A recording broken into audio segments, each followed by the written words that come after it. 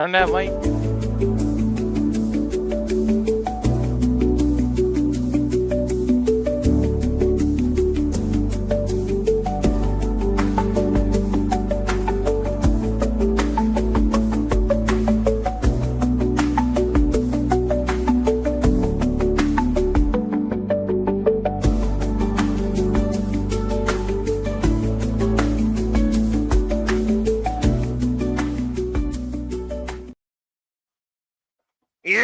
It's Wednesday! You know what that means? AEW Dynamite live on TBS from Tulsa, Oklahoma, as we bring you in to Wednesday Night Delight of professional wrestling that is AEW Dynamite. And this is the week before Maximum Carnage takes the way as we come from the BOK Center in Tulsa, Oklahoma. Bring you in this Wednesday night. Let's freaking go, folks. Hello, everybody. Welcome back once again to Super Level Studios. Noah Foster, the Cruz, Super Level. Once again, back on the call. It's a capacity crowd on camp from Tulsa, Oklahoma. Thank you all for tuning in, whether live or on demand. Please let's subscribe, comment, and tell a friend. If you want to dictate the conversation, super chat, it's as simple as that. Let's go to Justin Roberts for our first match here.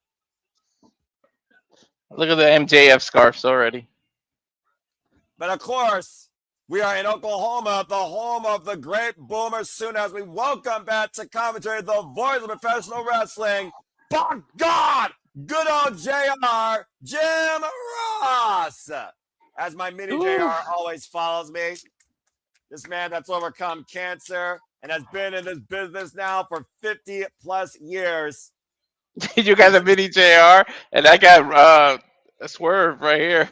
There's a reason why the mini JR is always buying me on every club we make, no matter what company. This man, this voice, this personality is the reason I love professional wrestling storytelling vocally. And again, we have a lot of stories ahead, a lot of matters ahead. We know that MJF will appear live tonight in Tulsa, Oklahoma. We'll see what everyone's favorite scumbag has to say with everyone going after his Triple B. Ahead of Bandido challenge MJF for the AEW Men's World Championship. The Ring of Honor World Champion goes one-on-one with one half of the Ring of Honor World Tag Team Champions, Sammy Guevara. Because remember, folks, next week it's MJF vs. Bandido for the AEW Men's World Championship. We also will celebrate with a smile with the brand new face of TBS as well. Tonight, and go have a live celebration tonight. Our brand new two-time TBS champion. And also in trios action to come, Jet Speed and Jungle Jack Prairie will look to command the demand when it comes to lesson and respect. Six-man tag team action. A trios match ahead of Speedball, Kevin Nine, and Jungle Jack Prairie take on Ricochet, Gates of Annie, Bishop Khan, Total Leona. Wait a minute. I'm still on the graphics. I'm a little bit behind you now. I got her. All right. I guess Remember Cat's got an update for us, folks. Hold on. She's at a trainer's door. Uh-oh. What? They're not medically clear. Jet Speed up and attack are not medically clear for six-man tag team action. I wonder who. Oh, of course. Freaking course. Don Callis and Ricochet probably freaking set up a bounty. I think they talked about on Collision to hurt them so they wouldn't compete. Good to see Charles Shelton. Good to see everybody in the chat. Again, folks, please like, subscribe, comment, and tell a friend. If you want to dictate the conversation, super chat or pay by the price. It's as simple as that. Of course, the Invisible Hand had a freaking mastermind plan in this. Of course, he freaking did. Or something. Wait, something. Holy shit! Something! Oh, Jake Something is an elite. Jake Something's all elite, and then the Don Callis family. So wait, here, Mark Davis are a tag team? What? I didn't even know he was a free agent. Well, apparently Don Callis has pulled something, and now Jungle Jet Prayer has to find two tag partners. Well, anyway, as that said, you have Tyler Story Storm for a reason, Walter. Tyler Story Storm goes one-on-one with the problem in Shafir. Can she solve this problem? In our main event, a lights-out match, it's Hangman and Page and Swerve Strickland go up against the Opps, Powerhouse, Hobbs, and of course, Hook. But coming up next, the new AEW Continental Champion, Jon Moxley, tests his merit against the Standard of Excellence, Shelton Benjamin. Has there ever been a tag lights-out match? I don't think so, right? Not on Dynamite, to my knowledge. It's so good to have good old JR in my headset, hearing that Boomer Sooner's voice, of course. the testament to my love of this business, the voice of my childhood. And here comes a man that is against the world alongside his crew, the brand new AEW Continental Champion, Jon Moxley, being hunted by Shafir. Of course, Continental Championship match, both in actual and in eliminators, do not have seconds at ringside. As Jon Moxley said on Collision this past Saturday, he respects Shelton Benjamin, but he values the Continental Championship more than anything he's done in his career and what it stands for. Shelton, you can't take him lightly, I'll tell you that much, John. And to Charles' point, yeah, he may not be called Jake something, but he still is something, so I always will say something. And apparently, we will learn more about Jake Something's and Mark Davis's tag team alliance with the Uncals family sooner later. His name is still something because he said someone or something, didn't he? Well, he said something, but Jake Something is a somebody. And Don Callis clearly sees something in what Jake Something was. Oh, I have it turned down. I have no idea. I have it turned down to where I can't hear the commentary, so it doesn't get picked up. So I didn't know what he said. It's all good. And of course, Jon Moxley ultimately proved not only was he more driven, he was more destined to hold on to this Continental Championship in the Continental Classic, beating Kyle Fletcher and Kazuchika Okada, both in first-time ever matchups in the same night at AEW World's End, and already defending the right for anyone to challenge him against Josh Alexander. Bad tooth, bad leg, bad attitude, be damned. Jon Moxley works harder than all of you, and until you outprove him with that, you will never, ever get your hands on that Continental Championship or stop this man from working. That man is never 100%, though, to be honest. Physically, yes, but mentally, Walter, I see he's 110% now with that Continental Championship. Let's go over there for Cat on the stage, hyping up this match. What a queen. About sizing up, apparently. Well, I mean, you're sizing up against the biggest dog in this yard. And here comes the Hurtson to get ready to perform some new business for 2026. By the way, shout out to Bobby Lashley. May get well soon. And happy birthday to Matt Helms. I hope you have a glorious 55th and another 55 to come. Thank you for joining into our coverage tonight of AEW Dynamite. Well, Shelton has to hurt someone all on himself because MVP is not allowed to be out there. Well, let's not forget the standard of excellence, not by name, but also an all-around collegiate athlete from the University of Minnesota, is a former WWE Intercontinental Champion. And you said yourself, Walter, since coming to AEW, Shelton Benjamin has never looked better in the ring. Hell no. We hurt people. We hurt people. We hurt people. That's right. He never looked better physically either. But what were you going to ask me before I said?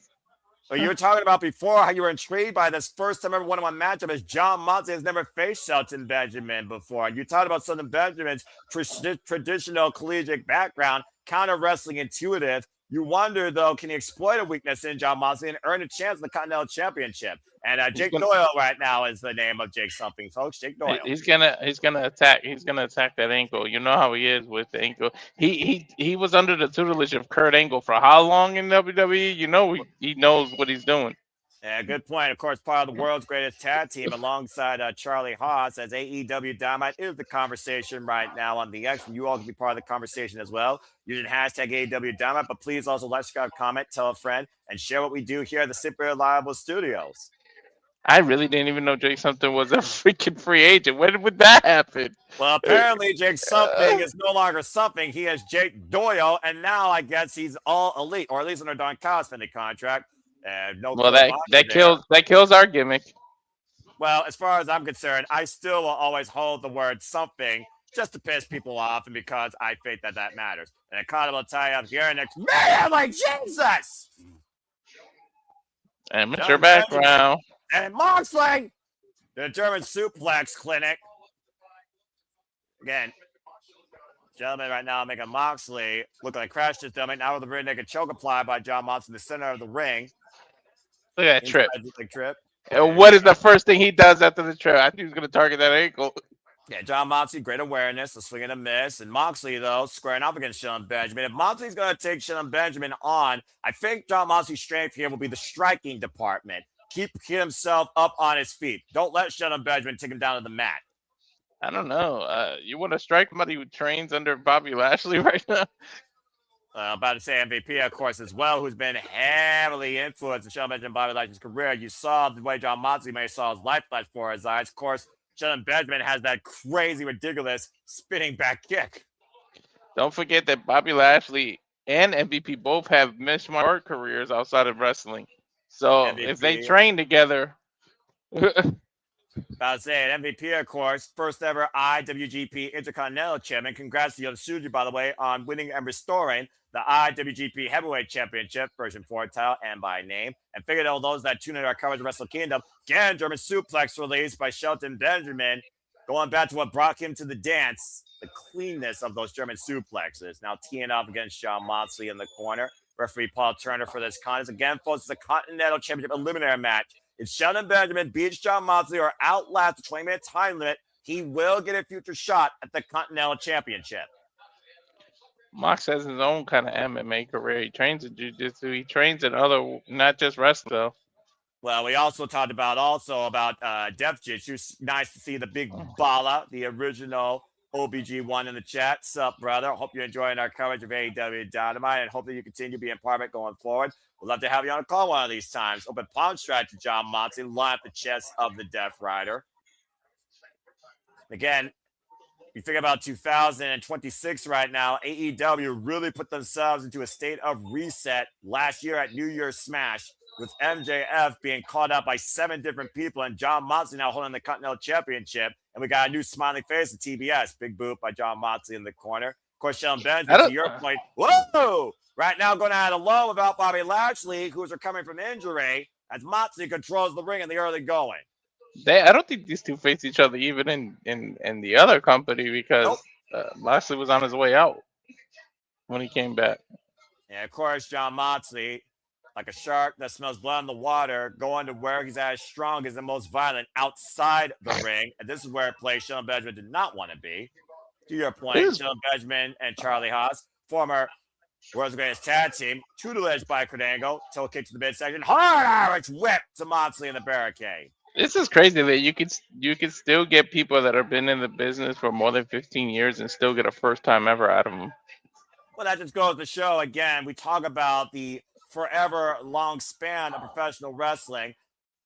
And Shelton driving Moxley up and over the barricade, but also the limitless possibilities of anybody in this industry. And now, for Turner, please, Shelton Benjamin, John Moxley back inside. It looks like they're going to take it to the All Elite Fleet. And shout out to the Tilla. Stay tuned, folks. Me and her will be doing a simple session here very soon. Let me know, again, your schedule. And thank you, Big G, for that. And if you haven't already, support the Big Baller G as well and his wife, Carlene, an aspiring author in her own right and a talented creator in his own right. Always appreciate the baller. Hope he's happy to be here, as I wouldn't want anything less from him.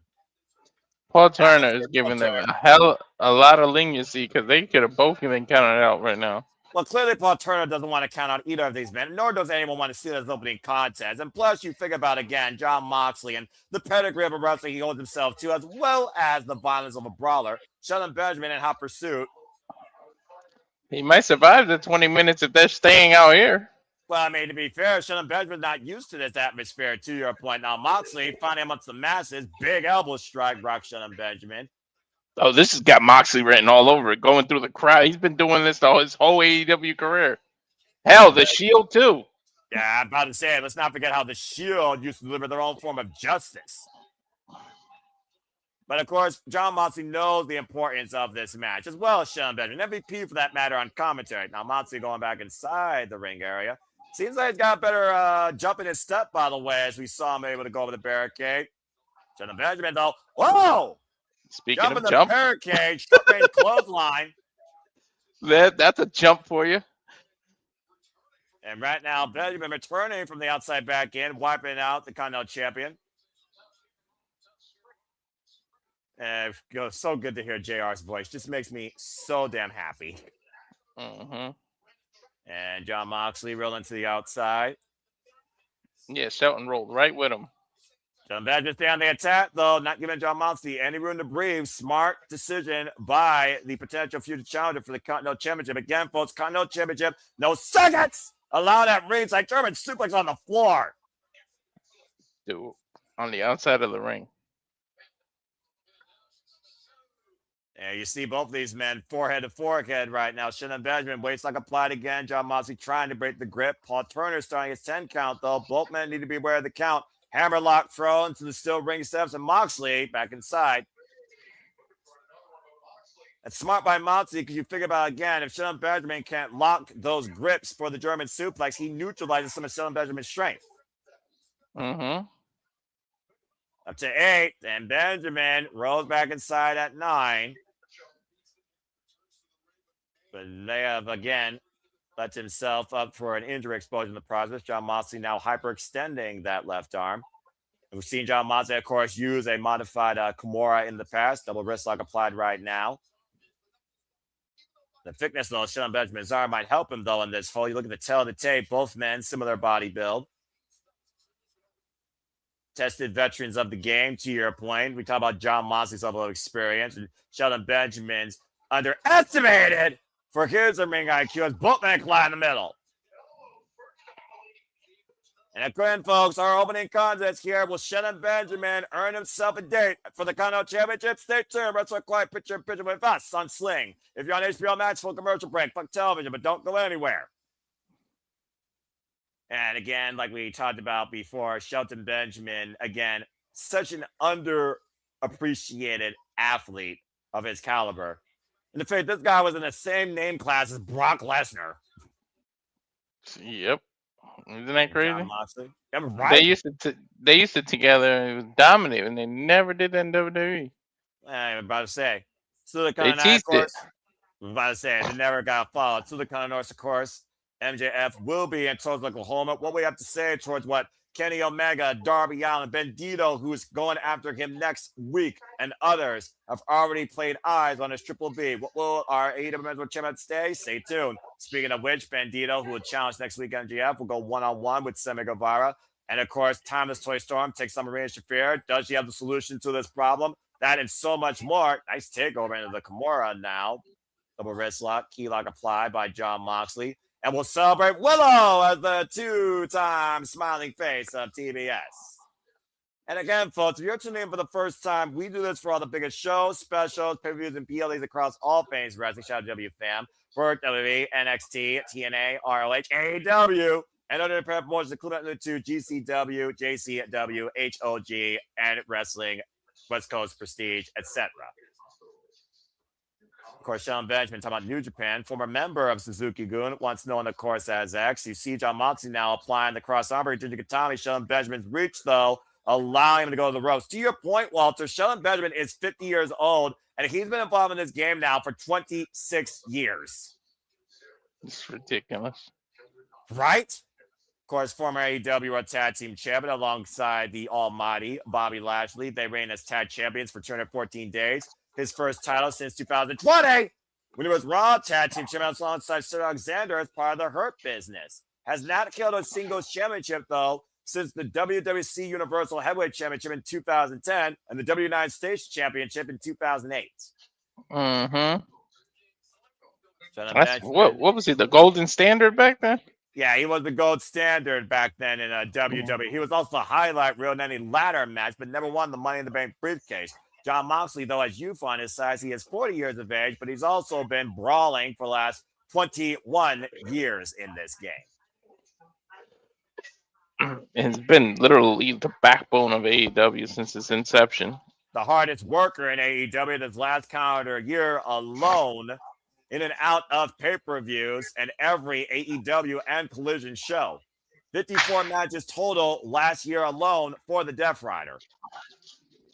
Again, John Moxley, you see the focus of his attack right now has been only on that left arm. The arm he threw inside the steel ring steps.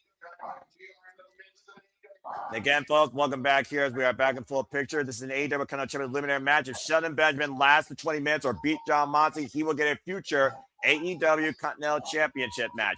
Shelton Benjamin, though, up to the top rope. What?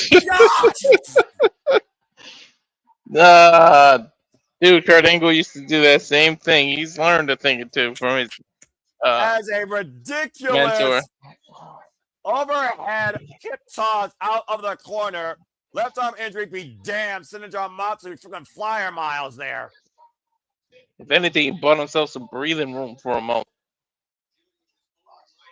Of course, Moxley, to your point, Walter, is still dealing with, we know, that left leg injury that's been, of course, gnawing away at him since the Continental Classic. Josh Alexander was very heavily exploiting that last week. I don't think neither man right here has a dominant footing right now, though. Shelton tried at the beginning, but I mean, Mox was prepared for it. Benjamin going up and down up from the eye, though, by Jon Moxley, bringing up that free of offense here. And Benjamin, jumping forward to Moxley in the corner. Stinger splash of sorts. And right now, the Continental Champion needs to be staggered on his feet. Benjamin again, falling up in the attack. Big splash. Moxley able to get out of the way.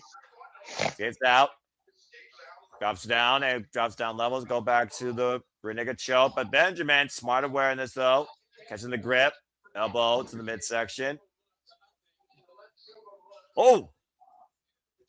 Raised him there. I don't think he got the full effect of that spinning back heel kick. That was right in the temple, though. Gentlemen. Wow, John caught him!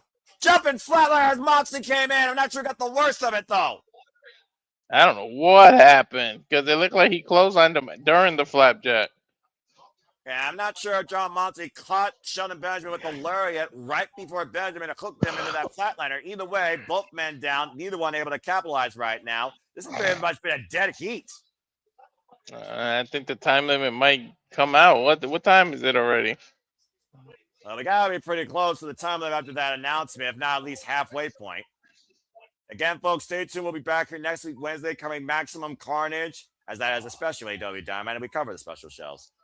Looking for the positive that pile driver. Is he looking for the gut style or the tombstone, though? Benjamin with the waist lock applied.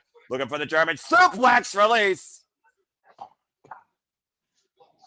The back throw almost. And again, sending Jon Moxley up and over on his dome. Moxley's going to face it in Cincinnati by the time he's been suplexed out of this match. Bro, if Brock Lesnar's the president of Suplex City, then freaking Shelton is the vice president. About that. It's not obvious to see Jon Moxley set up and over like this in a match. He's ragdolling him. Consistently. Shelton Benjamin going right now to his bread and butter, his greatest strength, in my opinion, that explosive nature. And the German suplexes, 4 of them now. Yeah, but how much is it taken out of him to continuously deliver that, too, though? And now in the cover, lateral press, and Moxley kicking out at 2. I understand he's got cardio for days, but I mean that takes a lot out of you to continuously pick up somebody that's 230 pounds and throw him over your head 4 or 5 times. Well, this goes back to the wear and tear of this battle, but also the drive of Shelton Benjamin to earn this opportunity, while Jon Moxley is looking to preserve this opportunity, looking to prove what the Continental Champion truly deserves and what it means to hold it. As, of course, he set up to being Kazuchika Okada. Might I add, only the 3rd man last year to be Kazuchika Okada in AEW. High kick, though, by Shelton Benjamin. There's no better opportunity or chance to try to take advantage for Shelton. But when his partner, he was so focused on the tag division, his partner is out with injury. You might as well try to go after single competition and single titles now. You almost wonder, does Shelton Benjamin want to run the time limit out? Does he just want to wear down Jon Moxley at this point of the match? I think the longer the match goes, that's the game plan. After a while, he realized, all I have to do is survive here. But again, though, how important, how massive would it be for Shelton Benjamin to beat Jon Moxley? Moxley right now mounting Shelton Benjamin, teeing off in the corner off the Edge Crusher near fall. Well, technically, he wouldn't beat him if he just survives, right? And right now, Benjamin from underneath and a power bomb. High stack on Moxley too. Benjamin holding leg control. Oh, I thought he was going to do the ankle lock when he grabbed his leg. But look at the way he's got the legs tied up, though, as he's got Jon Moxley this modified crossface. Yeah, it's almost like an STF mixed with the cripple crossface. It's like a weird. And he's got Moxley's leg bent in the figure 4 position up like backwards. Moxley with enough wherewithal to know his ring positioning to grab the bottom rope, as we saw the Ed script was blocking Jon Moxley's vision as well as compromising his breathing over the bridge of the nose. All that pressure applied more on that left leg as well. Low bridge, low cinch to the bench from the outside. That was a Moxley. unique submission. I don't think I've seen that. Guys, have you seen enough tope suicidas in your lifetime? I just tripped over his own ankle, dude. Well, again, if you don't have that vertical base, you can't hold up that weight. And again, figured about what Shelton Benjamin did with that cross leg submission hold. That applies pressure on that ankle. Yes, he just kind of fell. Moxley and Benjamin staggering back inside the ring, though. Jon Moxley in the driver's seat here. Come on, mother effer. Find a way to stop this Death Rider's momentum or outlast the clock. Look at that King of Bloody Lariat. Oh my God, that time the jumping flatliner. That was clean cover. I'm down over 2.5. That was clean all Shelton that time. Sudden impact nearly got it there for the Standard of Excellence, getting a 2.5. You think about the reverse of momentum of that because you're running full speed to do a lariat. You get caught in that, man. The momentum alone can daze you. All you need is 3 seconds. He might be looking for that hurt fall or something massive here out of the corner. You're Shelton Benjamin, what do you do at this stretch? It should hit him with that T-bone suplex off the top rope. Yeah, Moxley right now fighting back, creates separation.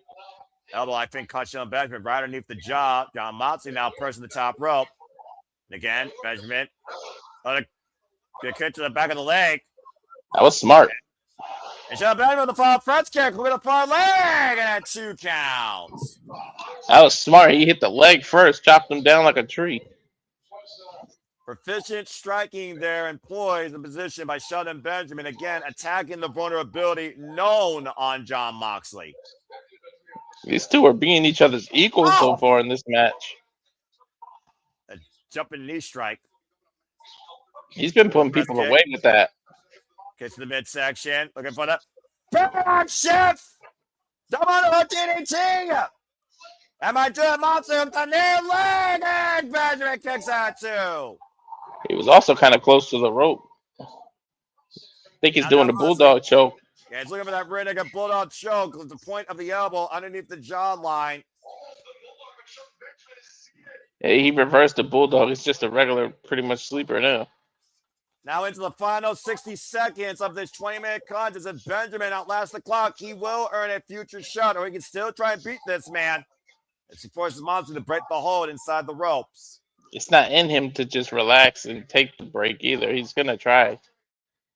Perseverance, though, might be the key factor. Oh, it's got him, Moxley, with that freaking knee strike. Yeah, but he's close to the ropes. And Benjamin with the cover. Moxley able to get the sharper 2 again. Oh, actually, he was smart. If you notice, he pulled him away from the rope before he covered him. Triangle! About to say half a minute, though, measuring the mental fortitude of Jon Moxley. Oh, my God. Pats out. That's an armbar triangle. That's a combination. Anderson Silva used this. Put the shoulders down. And Moxley gets the win with just less than 20 seconds to spare, pushing Shelton Benjamin's shoulders down. Dude, that was a triangle armbar combination. Anderson Silva did that at UFC 117 to come from behind and beat Chael Sonnen. The way he did that was perfect. He just left his shoulders vulnerable. Pure awareness, though. Remember what Shayna Baszler says. You are most vulnerable yourself in a submission hold you're applying. Pure instinct and awareness by Jon Moxley to push forward Shelton Benjamin's body weight underneath him to pin the shoulders down for the 3 count as Shelton Benjamin just falls short of a chance for the Continental Championship. A hell of a first, though. Dude, I think he had like 10 seconds left, too.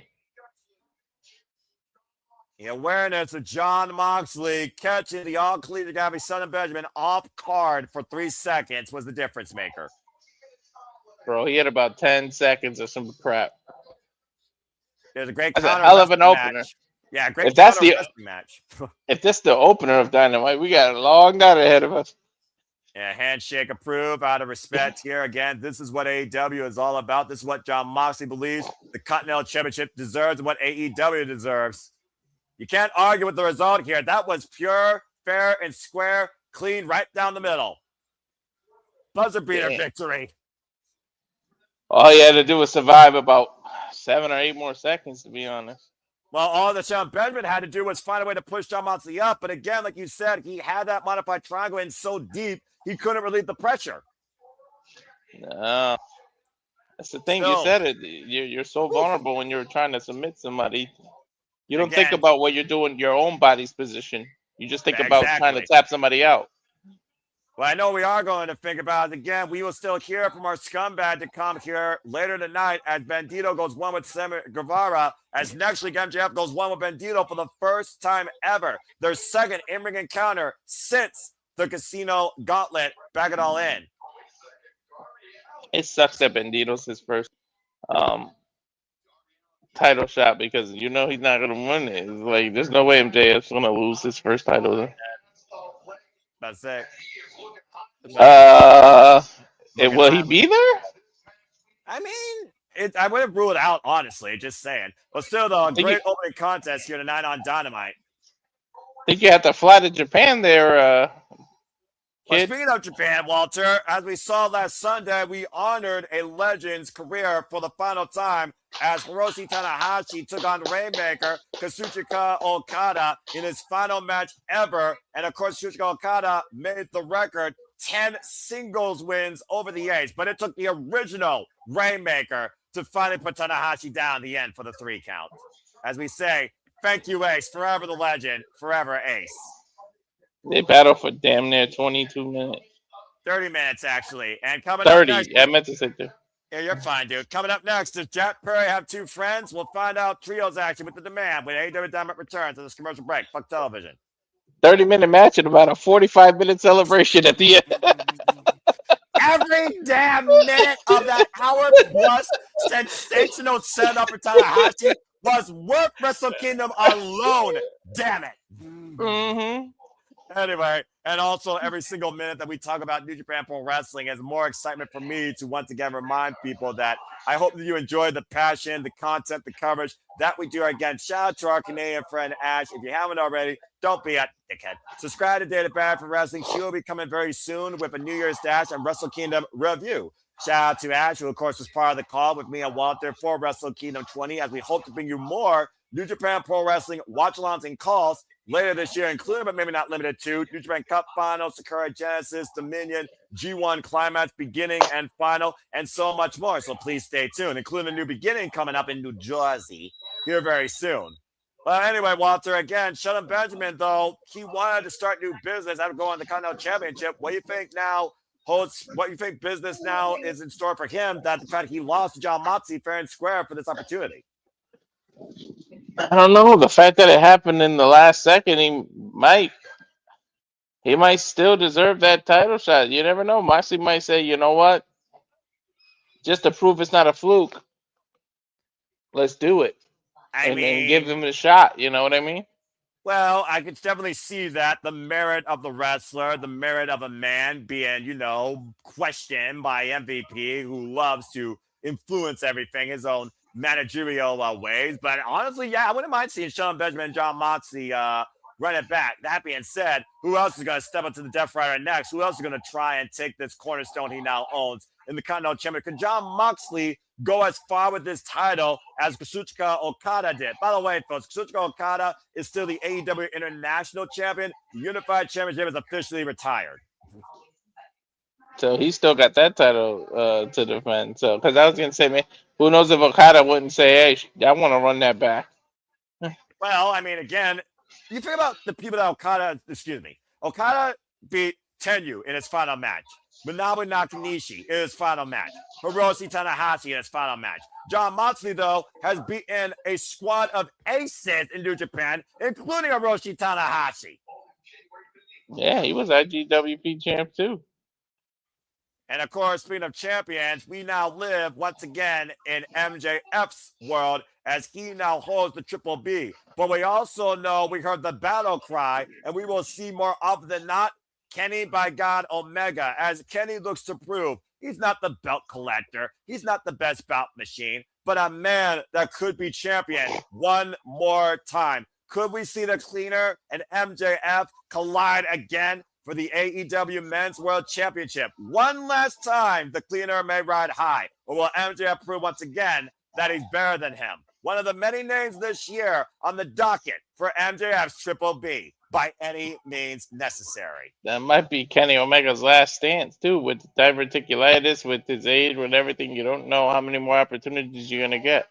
And of course, we will see Kenny Omega return to action for the first time next week at AEW Dynamite Maximum Carnage.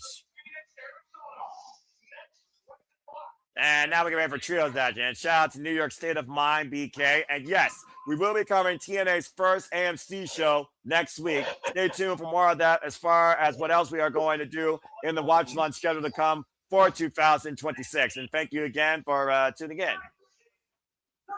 Time to find out. Oh, man. Time to find out who the surprise team is. Obviously, it's not going to be the Don Callis family's new team. And it's not going to be Luchasaurus after the freaking Gates of Agony destroyed his arm on a guardrail, blasting it with a steel chair. It surprised me that the man were not heavily fined or suspended after assaulting security and using security even as a weapon. Jungle Jack Perry now finds himself alone against I'm gonna guess Bang Bang Gang. That's a fair shout, actually. We know how dangerous, though, that the Gates of Agony, Bishop Contoliona, have been since aligning themselves with Ricochet, as the man has tried to command everything. Again, folks that are tuning in just now, Jet Speed have not been mega clear to compete. They were assaulted by the Don Callis family and Demand prior to this. Maybe two random people like Darby will help them or somebody else. But I'm going to guess Bang Bang Gang. Oh, that's going to be my main guess. Jack Perry's not afraid of any fight. Oh, what? You're a little bit ahead of me. Who is it? You got to be kidding me. You'll know when you hear the riff. Oh. Super Kick Party. They said they weren't medically cleared in 2025, but it's a new year. The Young Bucks are back. Well, Kenny Omega said he has some unfinished business to attend to. We know what Kenny Omega's business is. I got the Young Bucks as well. When we talk about the Elite as a whole, have one last run of them as a tag team. The Young Bucks are back. Yay. Well, you think about Jack Perry and the Young Bucks had a very dark past. And the Bucks are back to their original ways. No pyro, no fire, but the Bucks dollars emptying on the entranceways. The Young Bucks of old tonight on AEW Dynamite.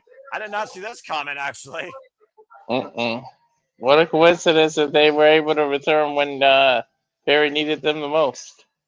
Well, considering Jack Perry and the Young Bucks, of course, had their own fall in alignment.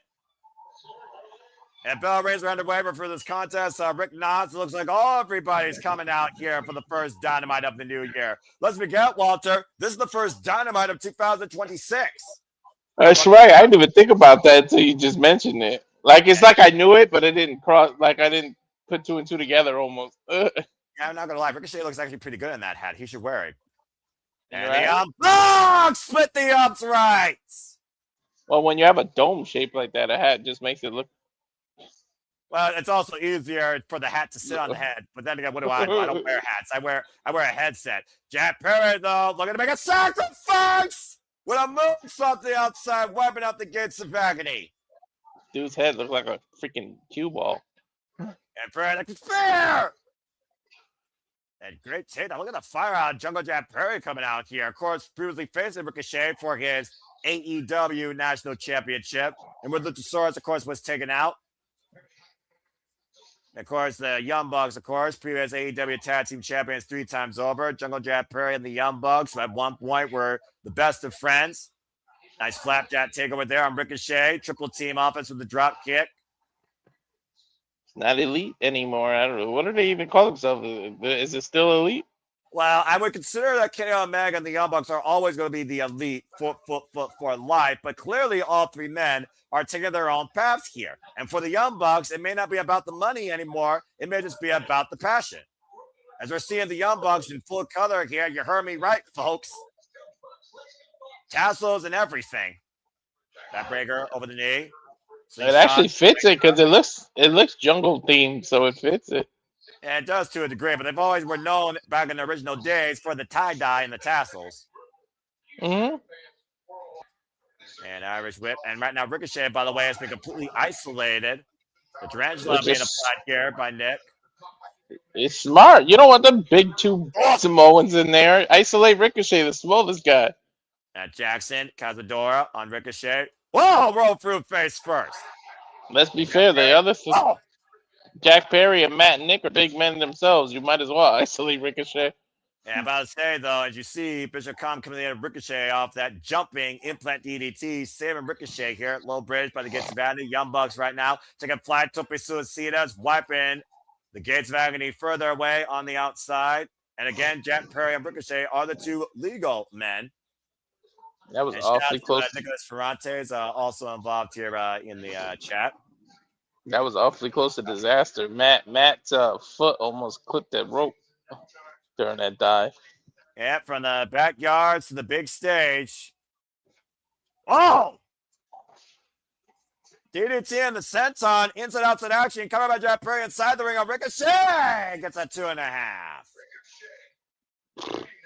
Ricochet hasn't been able to breathe so far in this match. Yeah, about to say, to your point, Irish whip, Jack Perry. Catching Ricochet with the run in the boot. Rick nods to the strap of Ricochet. See Bishop Khan picking the ankle, though. And giving Ricochet the advantage he needs to create an opening. Tag made a total Leona now. We desperately needed that tag on him since the bell rang. Since before the bell rang. But to your point, all he's been doing is getting his butt kicked. And right now, Bishop Khan is saying him west to east against the apron and the barricade and into the timekeeper's area while Ricochet watches the Bucks on the outside. Oh, gosh!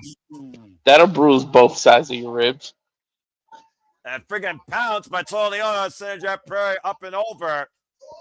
The demand in this match as this continues. A restaurant quiet, picture in picture. Don't go anywhere. Fuck television. That's a huge man, dude. I'm about to say, I mean, Leona is like the weapon of the demand, if you ask me. And of course, the last time we saw the Young Bucks, by the way, they were being brutalized by the Don Callis family. Konosuke Takeshita and Tsuchika Okada, as both of them are trying to make an example out of the Bucks and who was stronger. I don't blame Ricochet for surrounding himself with these two. Me neither, for that matter. And of course, the Young Bucks, no strangers to the Gates of Agony. Let's not forget the Young Bucks, Damon and Page, previously beat the Embassy. Towards string on the Gates of Agony for the Ring of Honor 6-man tag team champions. The cover now gets a 2 count. I'm getting what was that, Walter? I'm getting an IHOP commercial. That pancake look good. I ain't gonna lie. I'm about to say. And of course, still the kind of night, folks. We will hear from our scumbag Maxwell Jacob Freeman. As we know, Kenny Omega will be back next week. We also know Bandido will face him next week as Bandido goes one-on-one with Sammy Guevara. Will Nightingale have a celebration? Can the problem be solved in full color? And of course, we have a lights out match, Lord help us, with Heyman and Swerve together against the Opps, Hook, and Powerhouse Hobbs, and that will be our main event. Celebrations are like contract signing. You know somebody's gonna come out. She's gonna figure out who her next challenger is. They're not gonna let her just celebrate. I fear madness might ensue if you catch my drift, Walter. I'm just saying. And all 3 of those women have quite a history with Willow Nightingale and, dare I say, her best friends. Another reason why I love this women's division. So Leona wiping the Bucks out here. And again, Jack Perry has been isolated now by all 3 members other than man. Ricochet directing traffic.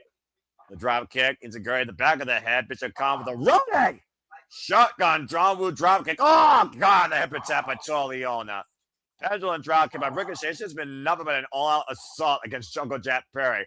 Toa the legal man brings that towards center into the cover with the far leg. It's a 2.5. Leona and Bishop Khan, former participants also of the World Tag League, as I'm sure Ricochet will demand they have gold some point soon this year. Yeah, it's Ricochet's turn to be. Sorry, it's Jack Perry's turn to be isolated like Ricochet was now. That's typical, trio strategy. You pick a person and you keep them exploited in your corner. You cut the ring in half. It's tag team wrestling, trios wrestling 1-on-1. Yeah. We have back here on Dynamite here, Jeff Perry. What? God, what? That Ricochet was hilarious. He literally ricocheted off the rope and turned around and clotheslined him. Pun intended by you, Punmeister. Critical moment here for Jungle Jet Perry to make the tag to Matt or Nick Jackson, who's standing ready. Fingertips away, and there's the tag. I believe that was made to Nick Jackson. Again, the Don Callis family that tried to literally sell the Young Bucks in for their souls with $1 million. The Young Bucks said no as they were assaulting Kenny Omega back at Full Gear. The double hip toss, meeting of the minds. Great awareness there by Nick. Whoa. Oh! Super kick. Escalera up to the top ropes. Great arm control with the deep arm drag to Ricochet. Johnson Brothers firmly on fire right now in the early going to the return to old form as Toliona stops the attempted super kick party that was about to be called out. And the crowd boos. And this is where he loses control. There's swing your partner. And again, the Bucks super kicks. The Bucks, by the way, I forget which one's legal. I don't believe either demand's legal. Nick. And now Nick and Matt Jackson squaring up both members of the gates and crashing down them with elbows. Nick was legal. Off the top. It's the synergy of the Young Bucks that have carried them so long in their tag team career, Walter, quite literally. Yeah. To Toliona, up and over. Whoa! Ooh. Young Bucks. Took Ricochet. Singing from behind with the Destroyer. And finds himself in the grip of the Young Bucks now. What is this? So one of the Bucks pins him. Did they get a title shot? I mean, it's nothing out of the double stomps and a power bomb. I love that sequence cover. No. Ooh, you got to give Ricochet credit for kicking out of that. Amazingly creative offense, but to your point, great resilience by the AEW national champion as Jet Perry wiped the gates on the outside with the springboard moves off the second. I wonder how much of that was just instinct. Well, you talk about that innate sixth sense that a wrestler has, and the tag made now. I believe Jungle Jet Perry is legal. Again, folks, the residency for AEW will continue at Collision in Arlington, Texas, and then next we'll be back with Maximum Carnage. That'll be from Phoenix, Arizona, as we keep you up with what's going on across all things wrestling, including AEW, as we're covering AEW Dynamite tonight for the fun of it. And right now, it's Leona with the big splash in the corner. And you see right now, there's no way. No way. Hey, JR business picked up, huh? Are you fucking kidding me? Got 3 damn man for a crying out loud start this show for Samoa drop. He's Samoan. It checks out. You can do a Samoan drop. Y'all know what I mean? That might be the most powerful Samoan drop I've ever seen. That was about 500. To be fair, but still. That was about 550 pounds on his neck. Yeah, give or take. Good Lord. And right now, Jungle Jet Perry in a vulnerable state with Bishop Khan in the opposite corner. Uh-oh. By Bishop Khan. This is going to be a good combo. Yeah, about to say. And now Khan slinging up to the outside. Ricochet springboard. 450! And a counter. Dude, no! When did he tag Ricochet? Blind tag, dude. Again, it goes back to that non-verbal communication and Ricochet and disbelief after that sequence. Well, hey, if he kicked out of that rope combination into the powerbomb, then hey. Take a look at the replay here. That 450 was picture perfect, and Jungle Jet Perry did indeed get the shoulder up before the 3. And he got all of it and in the middle of the ring. Yeah, about to say, that was just pure instinct. Again, Jet Perry able to get out of that suplex, sidestep on Ricochet. Oh, wow, look at that. The wall kick, the German suplex, beautifully done by Jet Perry. Bishop Khan with the splash, though. Things are breaking down here once again, I fear. And Bishop Khan with the running brainbuster. Dude, did he just do a running brainbuster? What the hell? Big headbutt, intercept. Oh, and a headbutt in midair. The super kick, Bishop Khan. Toliona, though. Super kick by Jet Perry. Toliona does not budge, though. Toliona, the friggin' unmovable force here. I don't even think Jet Perry can reach him. And Khan closing the gates in, setting up Ricochet to hook Jeff Perry for Vertigo. In the middle of the ring, cover to Bucks with the save. Remember this. There might be a bullet left in that spirit gun, Noah. Yeah, possibly. As again, we are isolated with the two legal men right now inside the ring. That is Ricochet and Jungle Jack Perry. He's loading it up now. Great trios action here, though, in this second match of the night. Second match of AEW Dynamite. And load it up. Jack Perry ducks to the knee, throws through. Oh, catch a jumping knee. That was a solid mark right there. And up and over. Up on the fireman's carry. Jack Perry with the poison run off. The hell was that? A super kick party. Super kick party right now. Super kicks for everybody. Totally on a still not off his feet. Yeah. Take him down on a knee.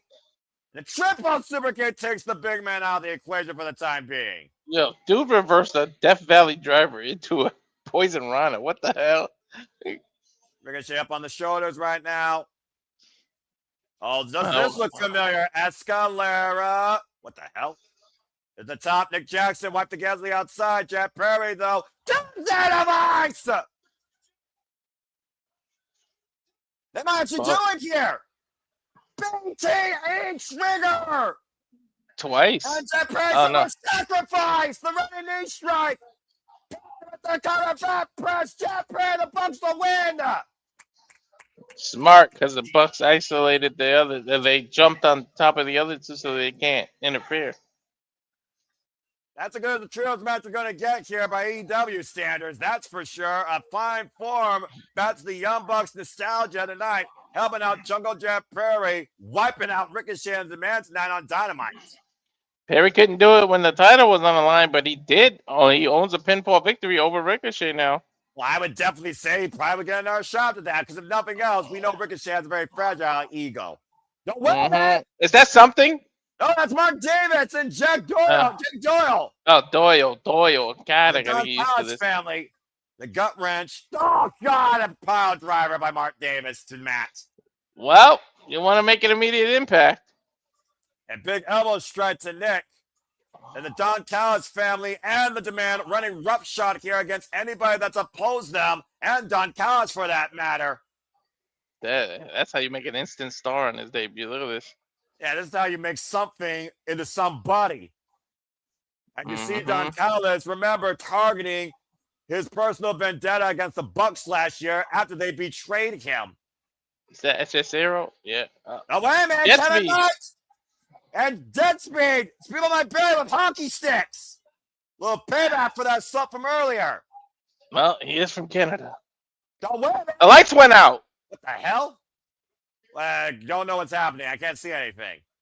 Okada's return? I don't know. I mean, to Japan, I don't know. I don't see anything. Okay, sorry, folks. We got a blackout. What the? Andrade. Yeah, that's Andrade. The Sombra. Oh, the double underhook DDT. Yeah, La Sombra. The shadows came. The lights went out. You called it earlier, Walter. The messenger is back. The new Miami Night Empire, Andrade El Idolo. Now the question is Takesha still part of the family? Of course, introducing the Don Callis family last year at AEW Homecoming. Bro, the Don Callis family just keeps getting deeper and deeper. I thought they were going to dysfunctional, Noah. Yeah, well, apparently, 2026, they might be stronger than ever. Andrade El Idolo and Jake Doyle? Imagine that Thanksgiving table. And, of course, with Lance Archer and El Clone, who made his, of course, AEW Collision debut as the Young Bucks, Jack Perry, and Jet Speed lay out in front of the Don Callis family. Oh, wait a minute. What is that? The AEW Tag Team Champions, FTR. This dude is in a wheelchair. Stop. Okay. I don't feel sorry for him. No. What is this Can about, happen to a nicer person. Again, more questions than answers when it comes to AEW's tag team division. If there is an opposition to the Don Callis family, what the hell are the Young Bucks doing? What the hell is the freaking FTR doing out here, though? That's mommy.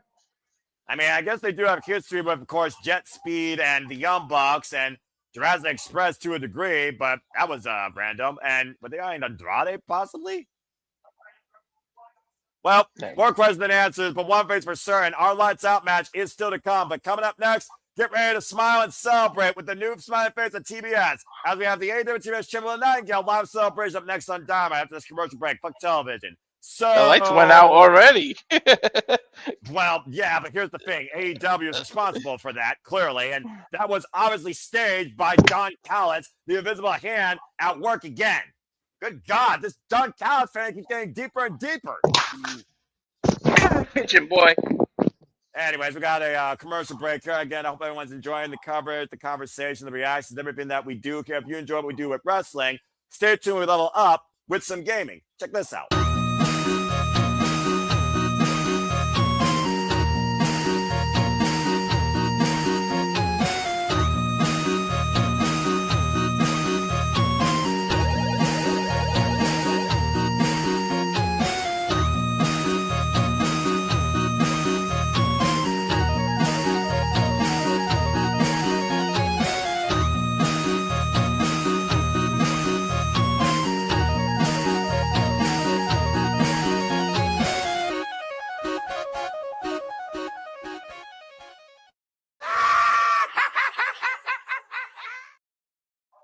And whether it's him rage quitting or something we do cooperatively or competitively, you can stay tuned very soon in this calendar year with the return of Super Reliable Gaming, with all sorts of gameplay, sorts of games, and game conversations here throughout the Super Reliable Studios, bringing you all forms of entertainment in and out of wrestling, combat sports, and video gaming, whether you're competitive or casual or simple. And of course, Walter, you have a lot of great stuff coming up too when it comes to the UFC and the MMA, don't you? Oh yeah, the UFC's debut is just a few weeks away, and Paramount Plus, first ever live event. Gaethje Pumble and the return of the female GOAT Amanda Nunes as she goes after the women's welterweight championship for Harrison. That and so I much can't more. wait.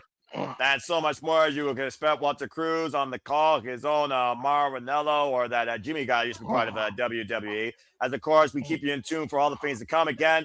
As New York guys, next week we'll be covering both AEW Dynamite Maximum Carnage as well as the AMC premiere of TNA Impact Wrestling. You only get one chance to leave a good first impression, Impact. Don't blow it. Right. Because I know AEW is making a good ass impression of their first Dynamite of the year. Well, I mean, again, last year they set up the new year. This year they're kicking off the new year, which is crazy to think about. And they said it's going to be the first collision of the year, right? No, last week. Yeah. Remember El Clone debut? The problem appears to be a problem for Timeless Toy Storm. The mega problems might be a mega problem very soon for the tag team champions. And Darby Allin's trying to get free of the Death Riders. That being said, we are back at AEW Dynamite. Grab a drink and get ready to celebrate as we welcome in the new smiling face of TBS with the remarkable Renee Paquette. Willow.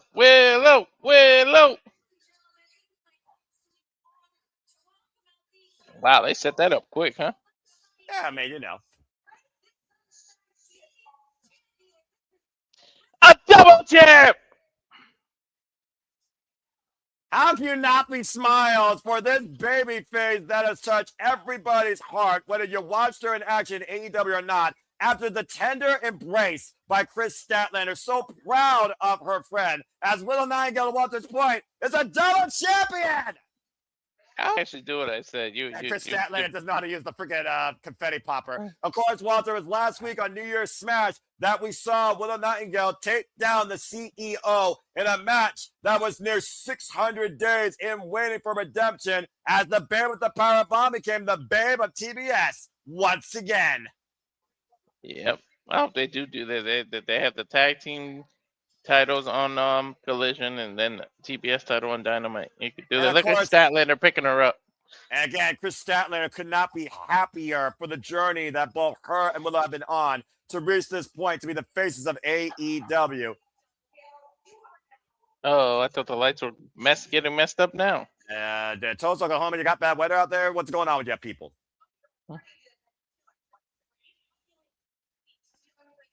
The lights went out, right? I mean, the lights, yeah, I think they must have had a power outage. But hey, we still got Will on our screen, so who cares? Yeah, baby! Will not go! The 2-belt tour in Tulsa. I love it. Yeah. I love this summit of women's champions. It's my favorite company women's champions right now. This is beautiful. I think they meant to put a spotlight on her and they screwed up or something. Yeah, I think you're right, but I think they got figured out. Some of things really matter. Here with Renee.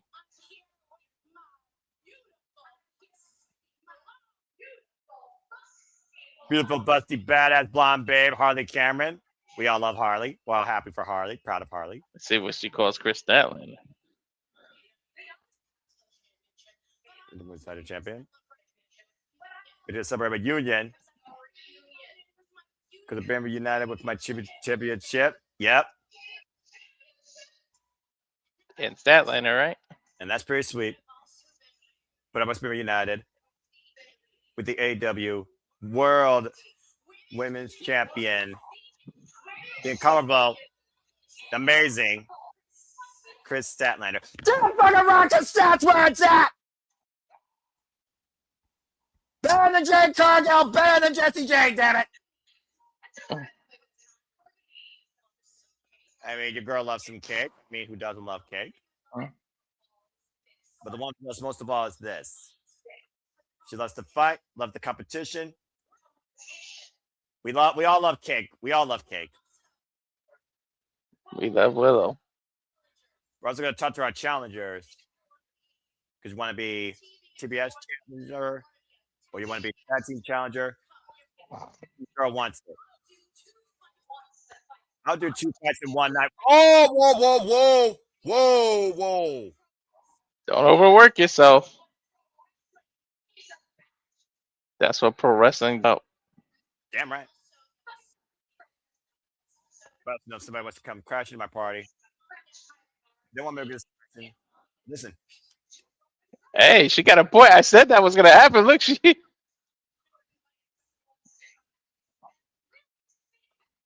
I know it's pretty much we have something to say. So Mercedes, join us. Oh, that's nice. She invited Mercedes when they to the party. And when she'll accept the invitation. The vanquished former TBS champion, now 9 belts, Monet.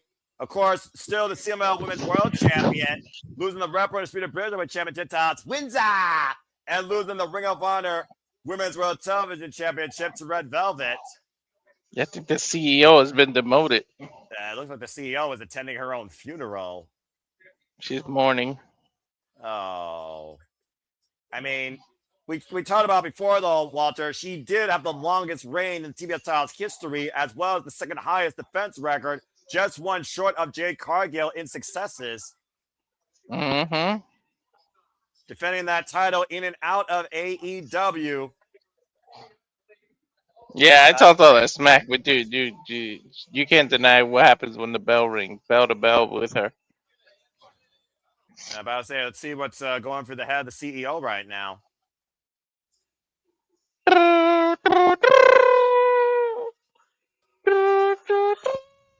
She gonna show her face? Get him, Ray. Get him. So much stuff is better. Yeah, and it's about 2025. I mean, she did to a degree. PWI #1, Women's Wrestler of the Year. Sports Illustrated #1 Wrestler of the Year. From country to country. See how respectful Willow is? This is what more people should be. Yeah, it's Ultimate Lene. Because you had to dig deep to get back this championship back. Accurate. Once again, the face of TBS. Take a screenshot of that. Let's get some cake and have a great time. Oh. Is Monet going to speak? Or is she going to lose it? She's going to scream and snap. Yep. Yep. Well, at least Kind of like, Chris Statlander would save the cake. didn't she snap about a steak or something last time with Tony? Oh, Harley Cameron pushing Monet. And when like, oh!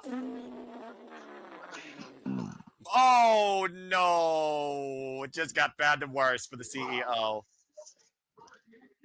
Well, get to the midsection. That's one way to crash the party. As the band with the power bomb makes Monet eat the cake with her cake. What a scene right here, Walter. How you feel about this picture? It couldn't have happened to a better person. Damn. Well, what are we celebrating about someone eating cake, right? Again, folks, welcome to the era of Willow. The two-time TBS champions got a conga line in the ring with Willow, Harley, Chris, and Renee enjoying the falling kick on Mercedes Monet. Oh, man, that's got to be the ultimate embarrassment. Anyway. Congratulations again to Willow, Chris Statlander, Harley Cameron, and Incredible 2025. Speaking of 2025, last year on the Star 2026, we saw the debut of El Clone of the Don Callis family getting involved in the match against Hechicero and Commander. Of course, El Clone was the guy that put Hologram on the shelf. Uh-huh.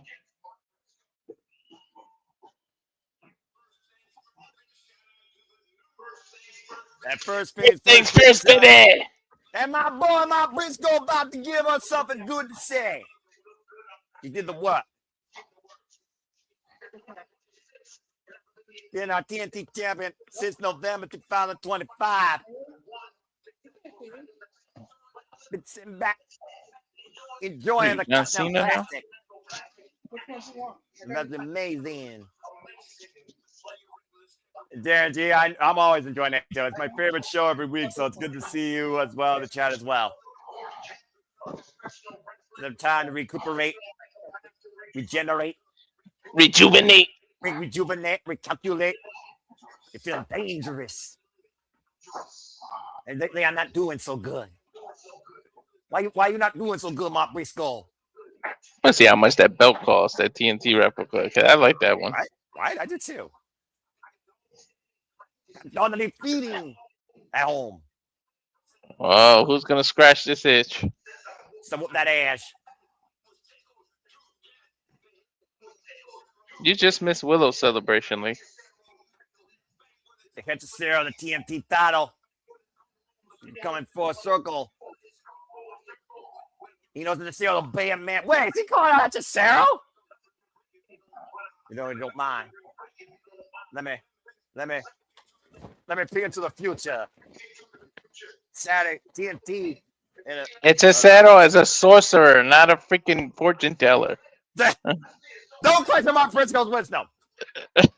Going nowhere. The team at town, my girl Willow gang, going nowhere. The conversation we all kind of scrapped out, daddy. With this, we ain't going nowhere. What about Roderick Strong? Is he part of this or not? Where they reign and defend. Well, coming up this Saturday, Mark Briscoe giving us wisdom and also giving us his next challenger for the TNT Championship. Mark Briscoe goes one-on-one with the Alchemist, Hechicero, looking to bring gold to the Don Callis family. Dude, something's been going on with the technology. Did you see that go out?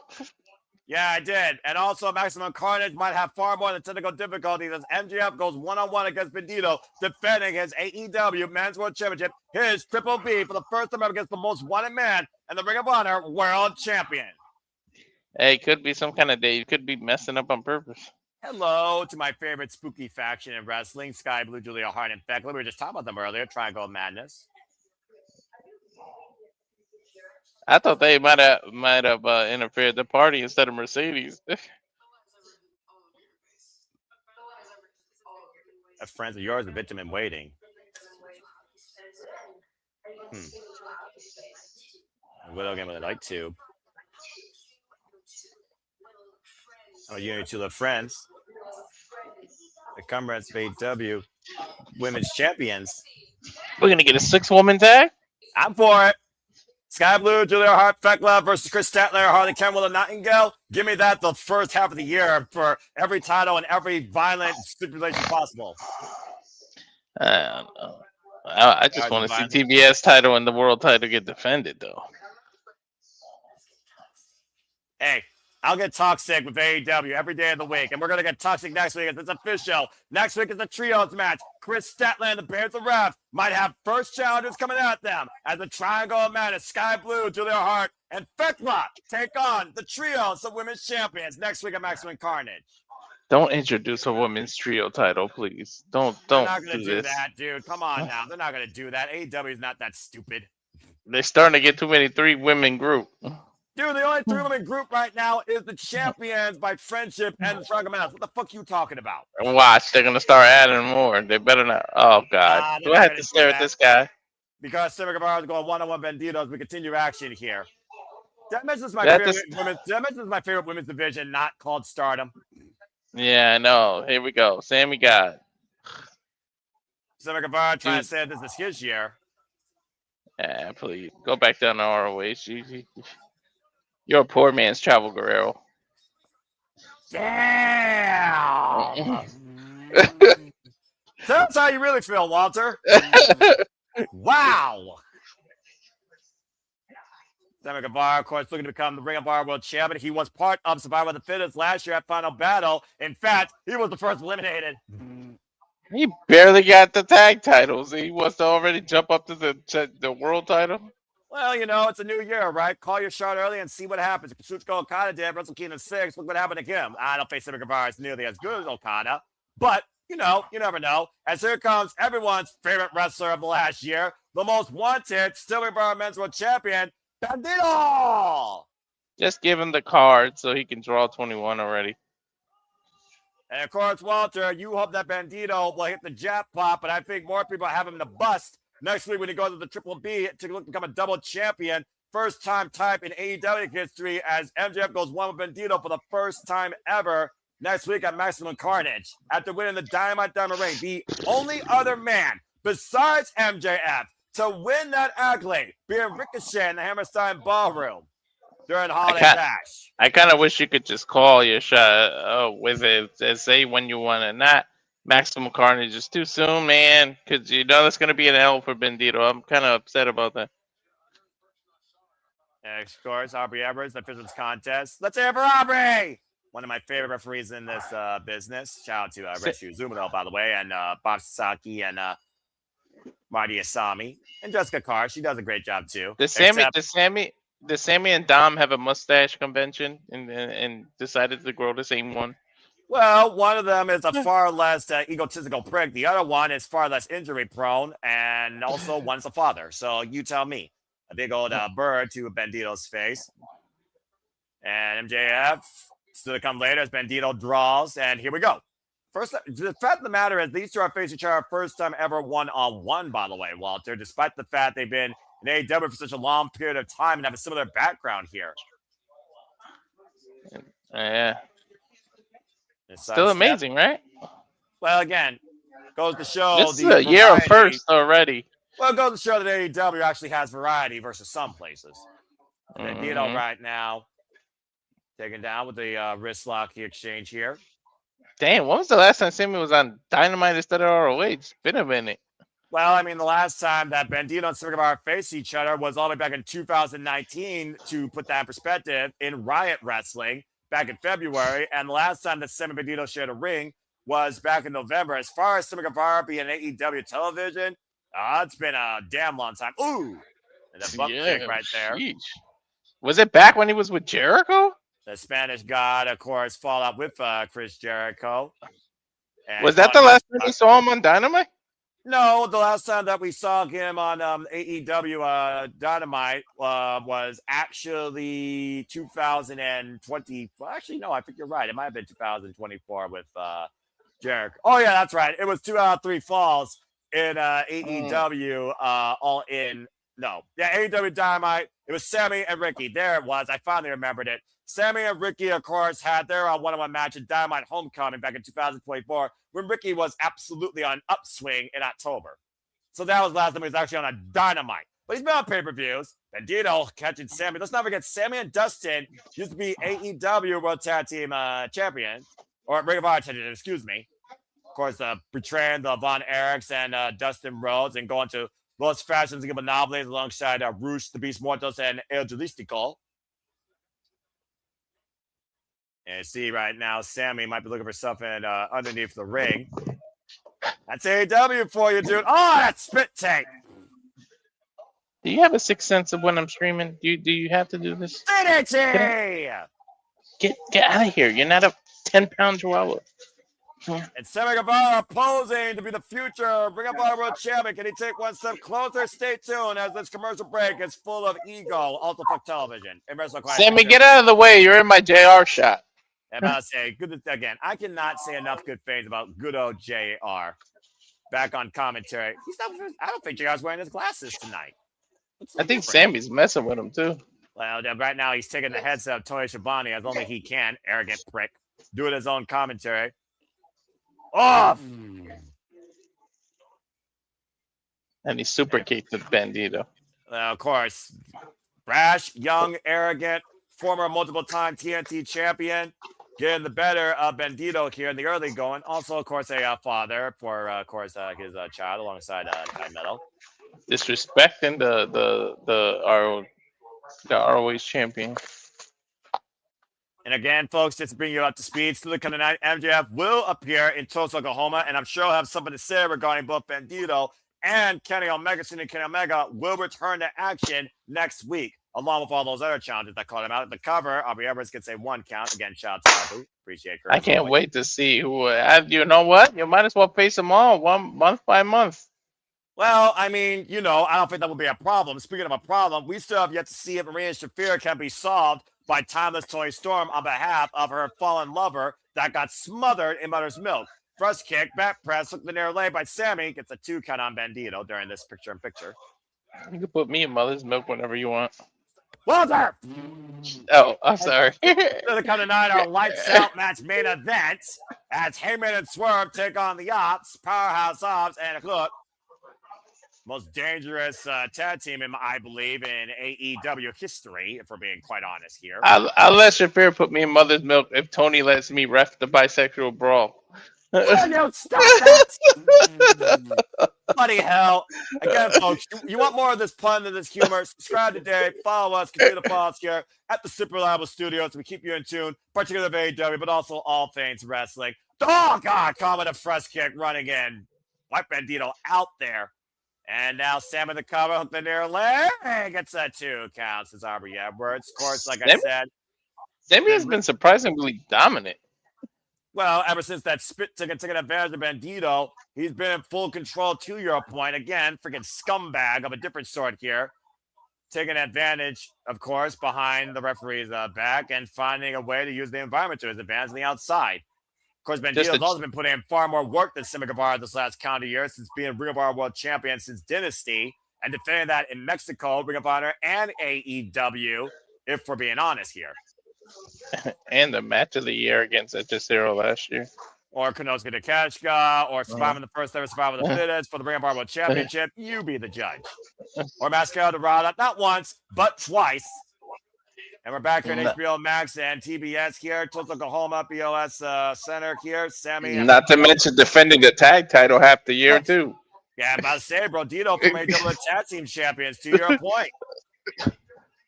As, of course, Bandido is also putting himself to work, warming himself up before facing MJF for the first time ever at Maximum Carnage next week for the AEW Men's World Championship. So we're going to miss 7 days.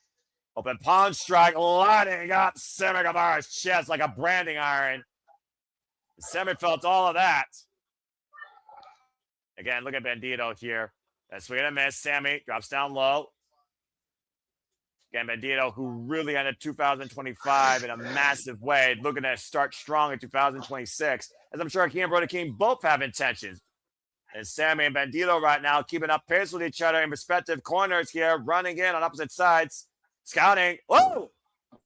The jumping kick taking Sammy Guevara off his feet as Bandido beats Sammy quite literally to the punch and kick. And Bandido catching Sammy with the big uppercut, springing up to the top rope. Beautiful corkscrew tornado out of the corner. How impressive is freaking Bandido? Seriously. Dude, I know he didn't win the SRS Superstar of the Year, but he was mine. The Power 1 on military press.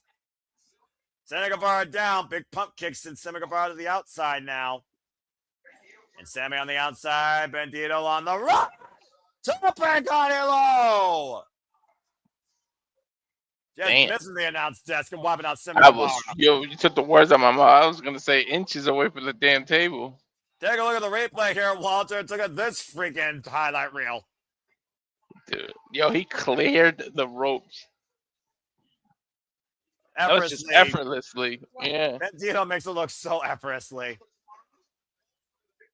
And you figure out again, Bandido winning here against Sammy Guevara, former multiple-time TNT champion. This only further motivates Bandido and adds momentum, of course, ahead of facing MJF next week. Taking a few seconds, though, to recuperate here and get his bearings. Bringing Sammy back inside the ring. Sammy Guevara back inside the ring. Bandido, though, looking for the springboard. Sammy gets out of the way. Jumping in. Looking for the monkey flip. Oy vey. That was messy. Landing awkwardly in the ropes. And that right knee, of course. Remember how bad Blake Christian attacked the arm of Bandido, but Echecero also destroyed the body of Bandido during Survival of the Fittest, that final battle last month. Mm-hmm. Oh, Sammy's bleeding. He got a bloody nose. It looks like might have busted his nose earlier, but we also know that Sammy Guevara can be quite local, not tranquilo. Shooting star press to the floor. Oh my God! While Bandido was standing, not laying down. Again, sensational aerial offense by this viral sensation in his own right. He's arrogant and cocky, but you can't deny his talent. Shit. Well, again, young, brash, and arrogant is the story of this generation. Tell me about it.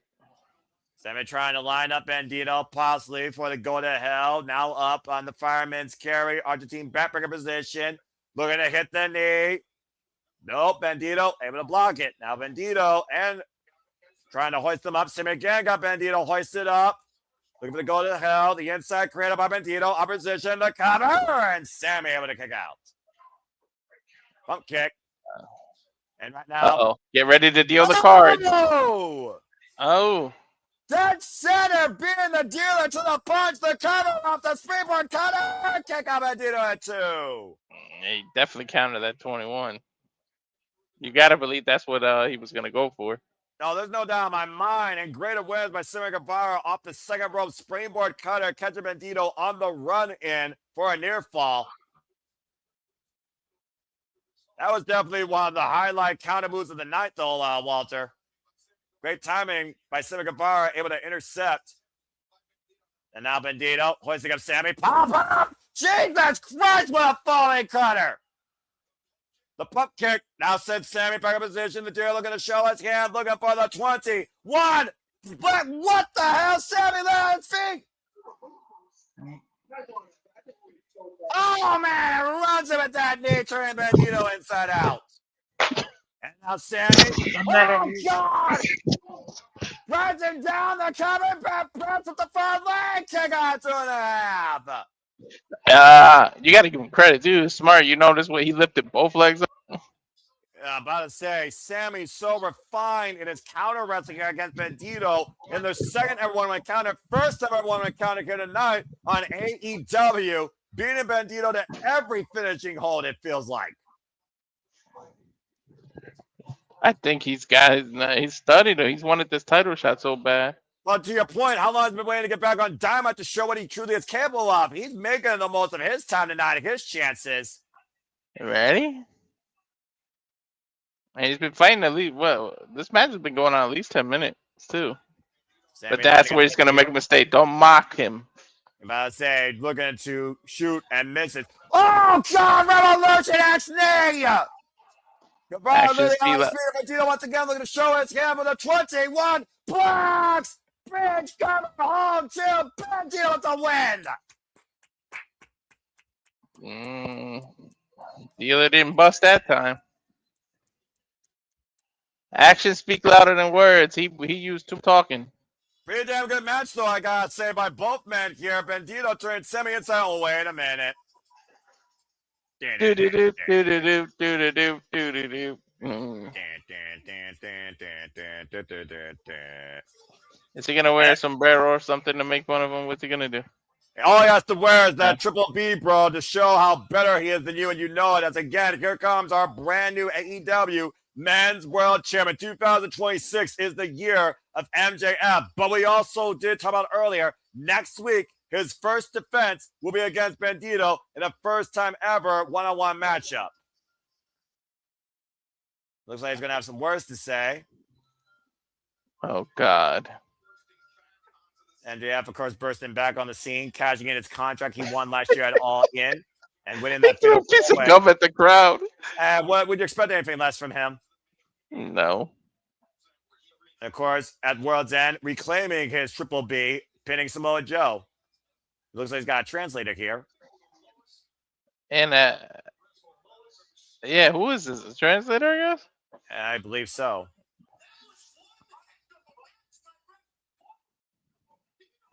I think Bandido knows English, asshole. Stereotypical. To be honest, guys, everyone knows about Lucha Libre. It's me. Well, he is a former CMLL World Champion. So that arena Mexico multiple times. He did fight Mystico and everyone. Former CMLL World Champion. Talk about Mystico. Mm-hmm. Mystico. Who It's cares? a It doesn't mystery. matter.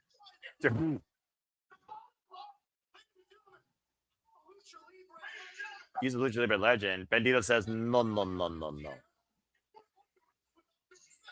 No offense, with respect. I'm a bigger star in Mexico than you'll ever be. What? Uh-oh.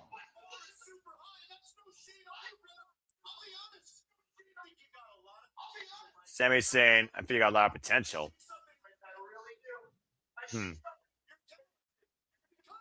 You're talented. Because he respects potential, his culture, and a country. Oh, that's John Cruz. Hello, John. To make sure we don't get our wires crossed. Gentlemen, please translate. Okay. Bandido, bandido, bandido. Walter, translate, please. He's saying, congratulations for another big victory. You were okay, but you don't compare with MJF.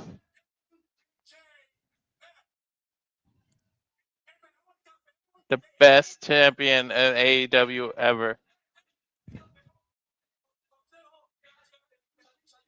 The best champion of the Lucha Libre.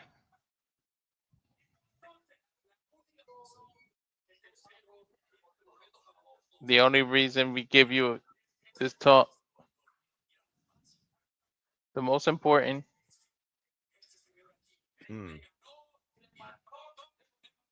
that he's won, and he broke that son of a bitch Mystical. Okay, you're starting to make Bandido for the fuego. Please continue, Walter. This is great.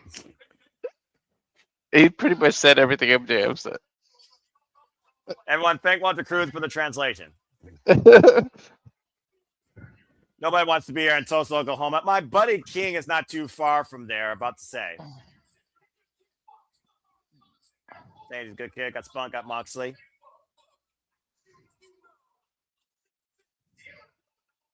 I have 6 Dynamite diamond rings. That's true. That he does. And I can remember not a single one of them on. Eh, there's the asshole chant. We were waiting for that. No longer a scumbag chant. Charlotte Fink.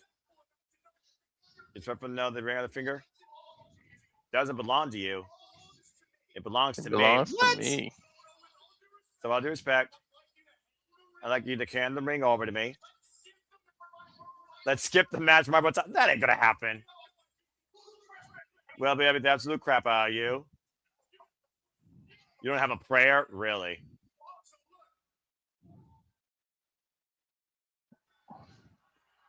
I think everyone believes Bandido has a chance. It's a pretty good proposition. Scout's on her. I want to bet right now. What's on the concept right now? Matter of fact, I'll put you over.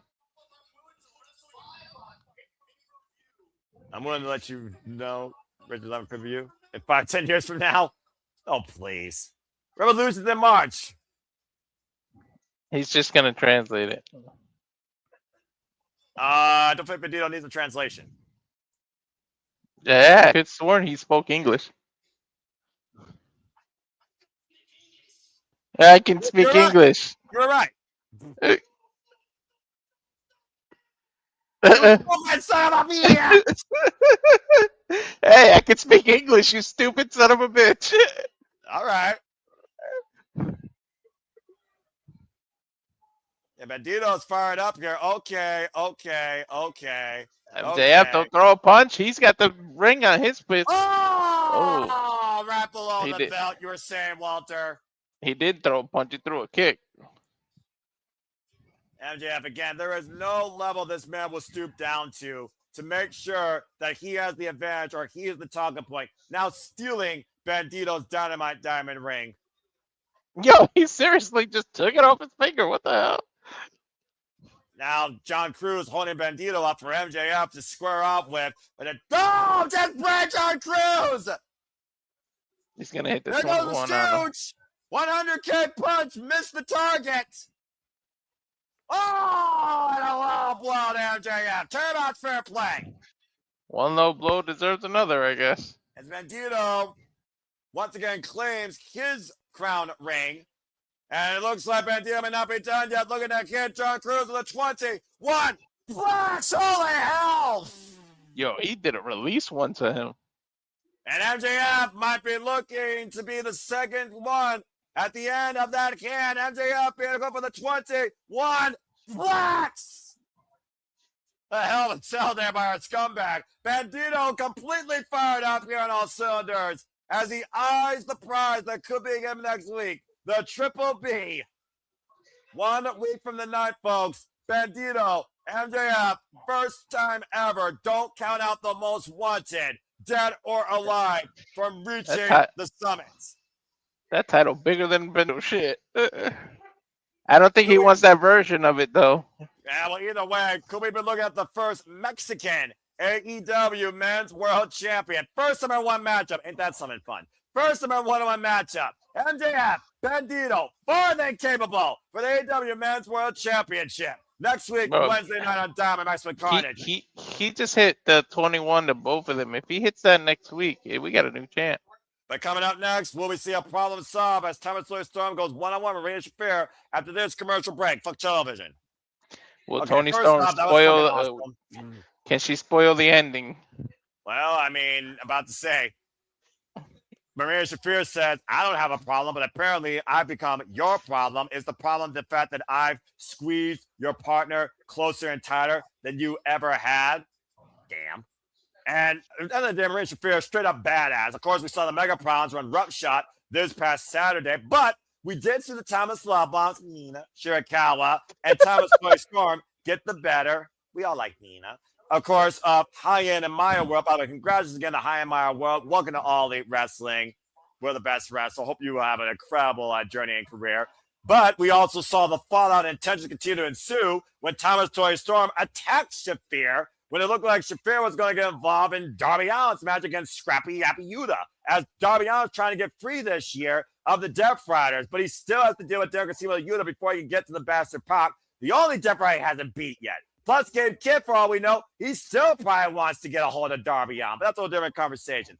I think that's who Darby was looking for earlier, but I'm like, I don't think Gabe Kidd is in Oklahoma. He's back in Japan. Well, considering he challenged Andrade to a match in Osaka next month, where the winner will challenge Yota Tsuji for the championship, wouldn't surprise me.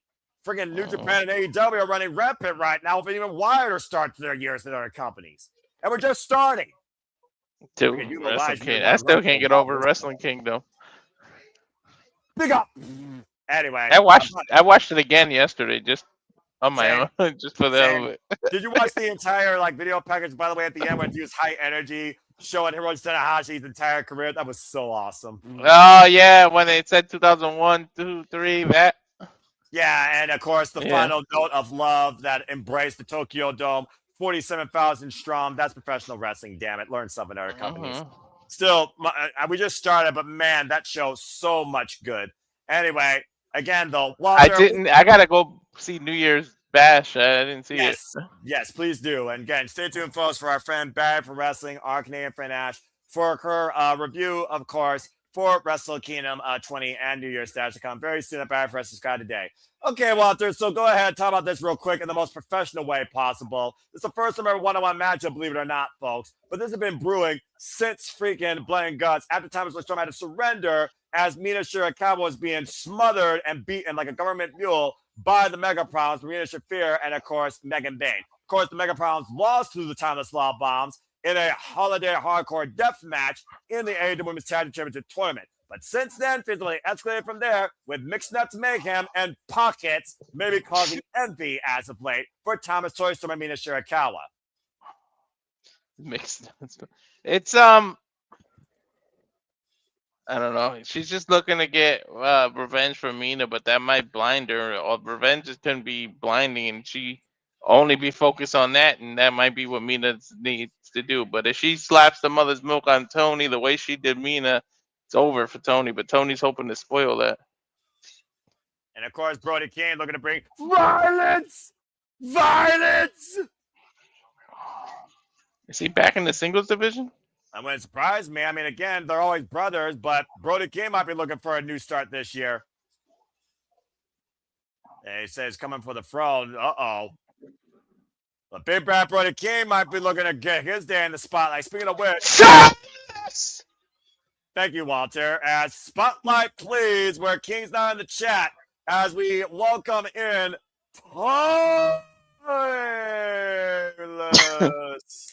Toni Storm.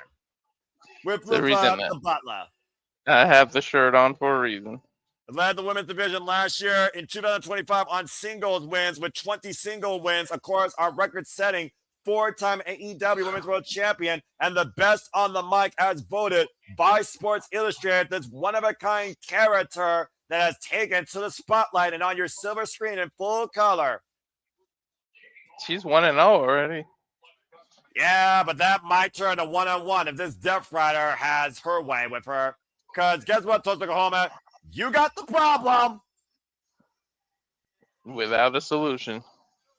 Much to your point, no one's been able to find a solution yet to Marina Shafir. This Death Rider, who's also 1-0 to your point, who was on a lethal run through most of the later half of 2025, dares you to defy her and find a solution to her. That girl only got bloodier and more violent when it came to the timeless Toni Storm and Marina Shafir since that first encounter in Blood and Guts. That girl is ripped beyond rip. You called it yourself, Walter. You call her the most lethal combatant in the AEW Women's Division that fears no woman nor man. I think she's very well capable of running the Death Riders herself. And of course, Marina Shafir already does that to a degree as she trains everyone in the Death Riders, including John Moxley. Of course, there we go. Shoes off. Well, again, she is a former mixed martial artist, one of the 4 horsewomen of MMA. Former, of course, discipline, Judokan, and Jiu-Jitsu.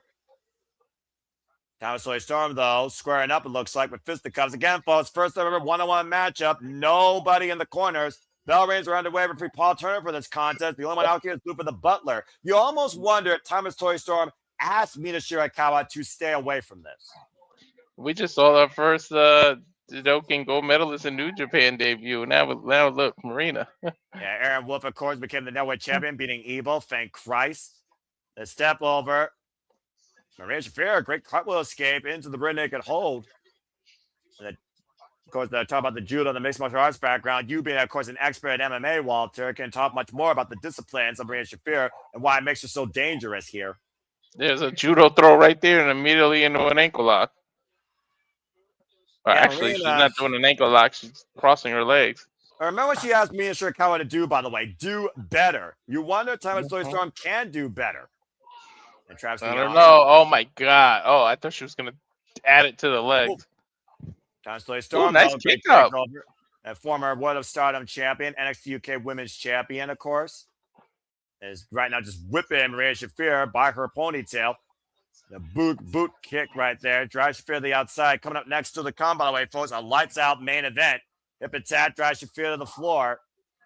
Shafir can't forget how strong Toni is either. This has been a tremendous episode of Dynamite, by the way, top to bottom. This has been great. Hell yeah. Open palm.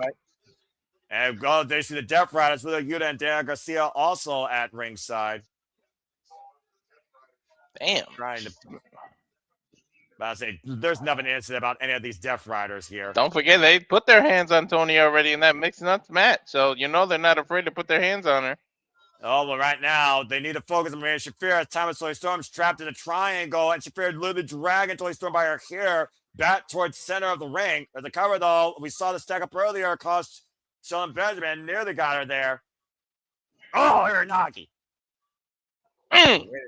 Maria Shafir against Death Riders versus the world, and Shafir is commanding this match so far.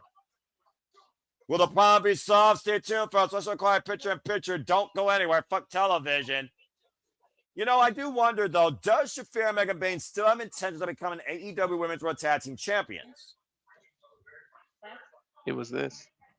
And right now, Shafir and Toni Storm, again, squaring up in the middle of the ring. Shafir, of course, like I said, current Defy Women's Champion. Thomas Toni Storm, former 4-time AEW Women's World Champion, losing to Chris Statlander last year at All Out when she called for her own bloody mother.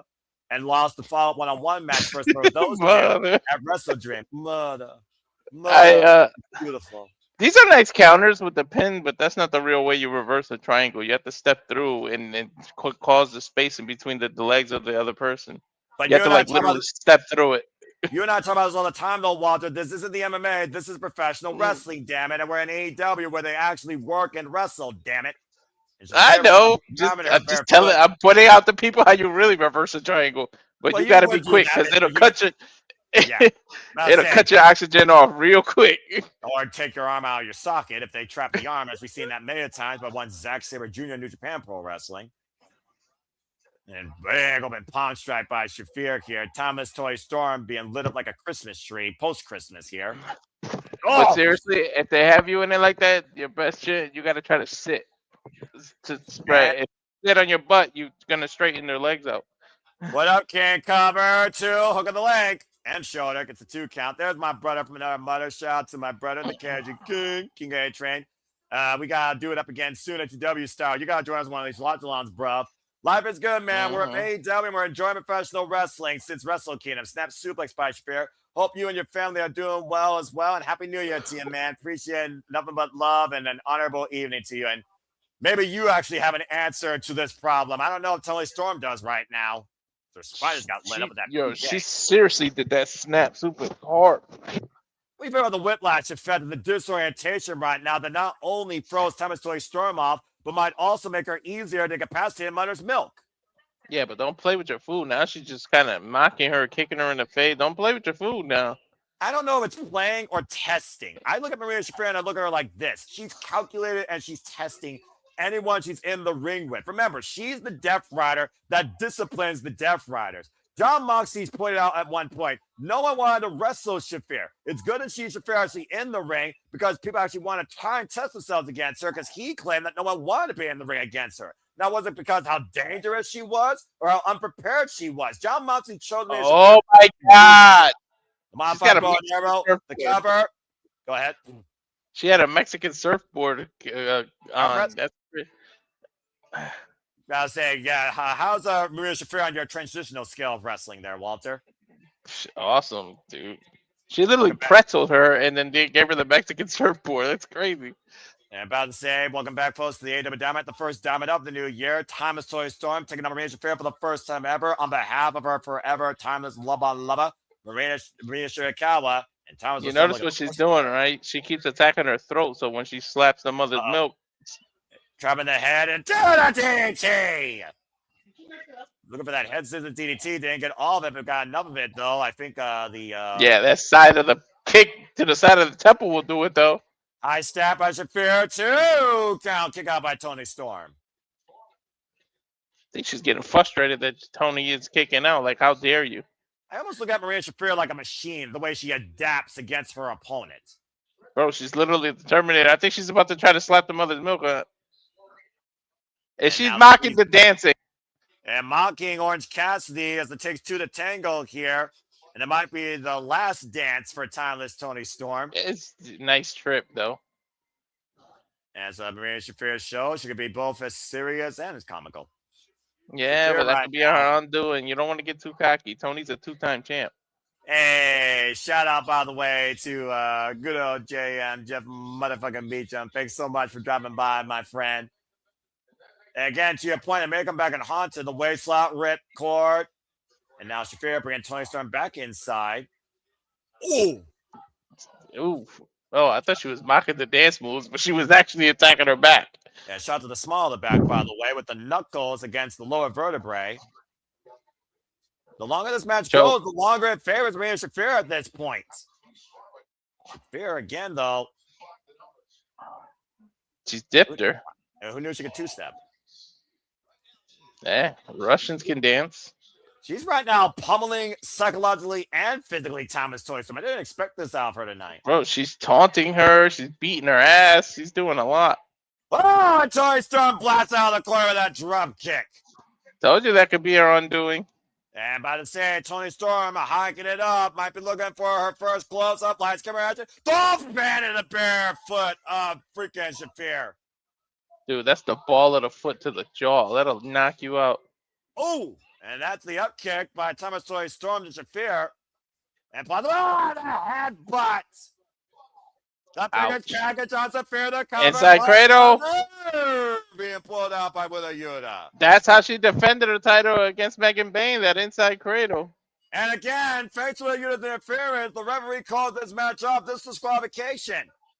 I don't think they care about the win. They're just going to beat the hell out of Toni now. So Toni's 2-0. And Paul Turner, oh my God, knock the fuck out by Shafir. Told you. The rest of the conglomeration are probably on their way now. Marina Shafir with one right hand just dropped Thomas Toni Storm. And once again, that toe kick dropped Mina. And Mina lands on Toni trying to defend her. Here's the Butler. I don't think this is a wise move, Lufa. Lufa. Steadfast Butler is a world of trouble here. I don't think he's a trained professional wrestler. No, wait a minute. Roderick Strong. And Orange Cassidy. Well, you did call the conglomeration earlier. He's just casual from wherever and whatever. Well, I mean, you might want to hurry up and save your dance partner. Well, one thing's for sure. Roderick Strong and Orange Cassidy, they may not conglomerate, but they both can agree that they don't want nothing to do with the Death Riders attacking anyone else tonight. But again, Marina Shafir remains a problem unsolved, knocking out Timeless Toni Storm and Marina Shafir went, the CMLL champ. And of course, no love lost as Roderick Strong was the one to eliminate from the Continental Classic, lest we forget. Business might be picking up here again. This ain't over. The discretion, the better part of valor, as Marina Shafir calls off the troops for the time being. Well, we already had a mixed nut tag. I mean, where else can we go? Orange Cassidy hoisting up Timeless Toni Storm. There's a screenshot for you, folks. The orange and the peel. And on the side is juice. And Mina being pulled up by Orange Cassidy. I mean, Orange Cassidy knows how to put his hands in the right spots that aren't pockets. Player.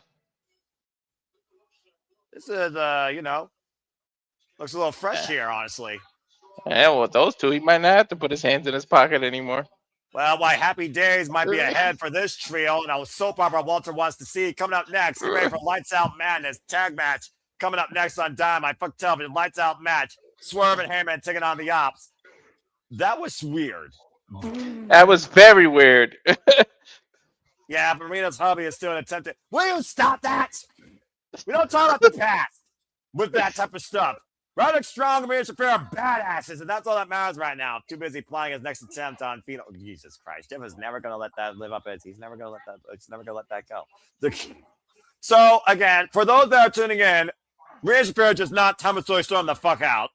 And Thomas Joy did win the disqualification as Rhea Shafir was dropped via toe kick and fell into the unconscious bosom of her forever lover as the conglomeration fed up the Death Riders from further assault and Simon Lou for the Butler. And that concludes Act 2. Get ready for Act 3. Bloody hell. Why do I love this so much? All right, because it's AEW. Act 3 is the juice. We already had the orange, the peel, and Act 3 is the juice. Will you stop that? Look. Act 4 would be the seed.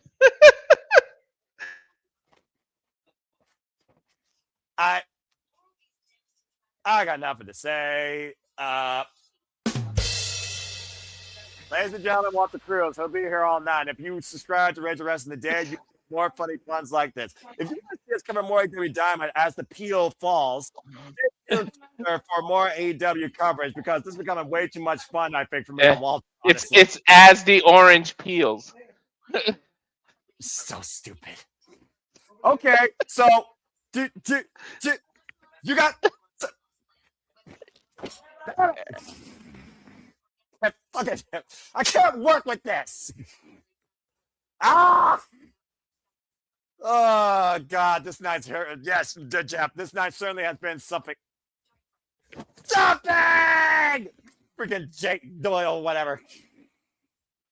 I love AEW so much. Oh, my gosh. Freaking Toni Storm dropped. That was ridiculous. Well, oh my gosh. If AEW doesn't take advantage and sell some kind of drink from Orange and Toady, it's gonna be a timeless Orange Julius, right? Exactly. I would actually order that, by the way. Seriously, the juice would be. It'll be the Orange Storm. It'll be a new flavor of Gatorade or something. The Orange Storm. I would actually drink that probably. Laura, after Dynamite, by the way, programming note, folks, on the Greg Cherry brand. Join Greg and Jeff motherfucking Meacham and Matty Laws and Big G for all the Cherry 2 random, even for shenanigans, with the Greg Cherry Show, of course, at the Greg Cherry brand. As we go backstage with the bastard programming Nate Paquette. Oh my gosh. Yeah, now we getting serious when Pac's on the screen. Yeah, exactly. What about the match? You want to talk about a mood killer? I'm going to be all in. Let me be very clear. You've just Darby twice. Beaten Darby twice. So our relationship is very well established. He's the winner, and he's the loser. And no.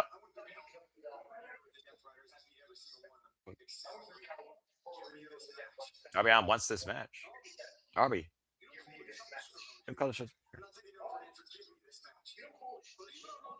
Living up, Darby. That's the point I'd like to do. Darby's a glutton for punishment, man. Pac saying he's not interested, leaving Darby Allin stuck in his own proverbial hell. Oh, what the world? Fire extinguisher? Oh, damn, and push into that steel garage door. We need security. Darby Allin's unhinged. Give me this match or I'll break your ankle.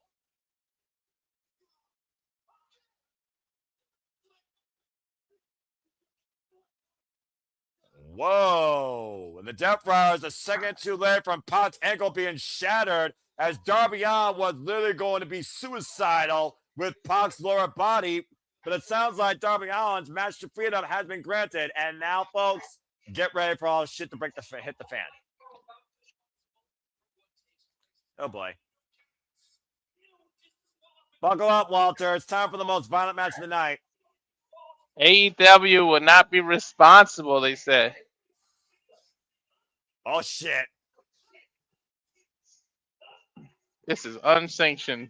Lights out tag team match. Toni is released from all liability.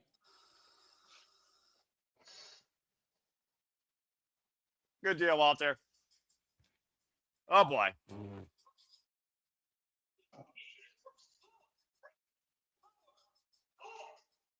Again, folks, I want to thank you all for tuning into our coverage of AEW Dynamite tonight. I hope you all extremely enjoyed. If you want to see more of this, just simply say yes in the chat. I would love to cover this as much as I can. This is the highlight of the week, this AEW Dynamite. And of course, this is our main event, Lights Out.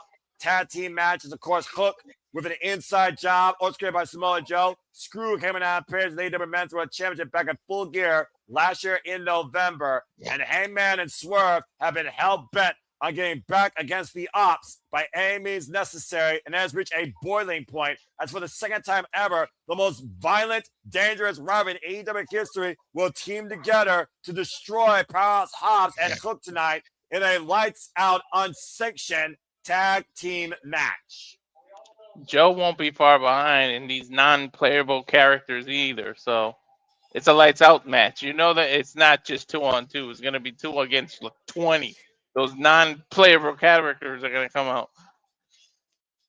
And, of course, Hangman Page and Swerve Strickland, chained by circumstance, one looking for his own spot at the top, looking to take at the expense of the other, while one rides high into the sunset, former two-time AEW Men's World Champion alongside former one-time AEW Men's World Champion, Hangman Page and Swerve Strickland. Of course, the most violent rivalry in AEW history come together tonight against a common foe. Sit. And of course, like you said, Walter, anything these four men do to each other, AEW will not be held responsible. Whose house? And folks, we will stay with this match as long as it takes. Expect an overtime for the duration, as this match does have a 60-minute time limit.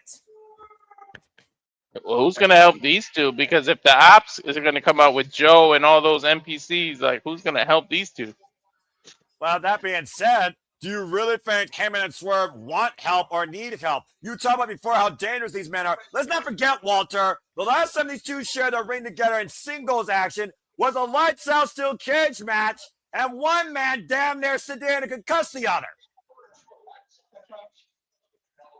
Yeah, you're doing it completely wrongly. And about to say, of course, the last time as I talked about, these two men shared a ring together was literally AEW All Out inside the lights-out steel cage back in 2024 until 2025. They found closure and respect in one another to free the AEW Men's World Championship from John Moxley and the Death Riders. Of course, Swerve, no stranger to Powerhouse Hobbs, and Hangman literally put Hook underneath his own learning wing, as Hook betrayed him and Eddie Kingston as an inside job by Samoa Joe, led to Samoa Joe becoming a two-time AEW Men's World Champion. Hook, former FTW champion. Powerhouse Hobbs, also former FTW champion. Oh, boy. Lights out match. They're literally the lights are out. Look. This is going to be dangerous. Hangman Swerve into the ring as this lights out match getting underway here in Tulsa, Oklahoma. I can't see it. I don't need to put it this dark.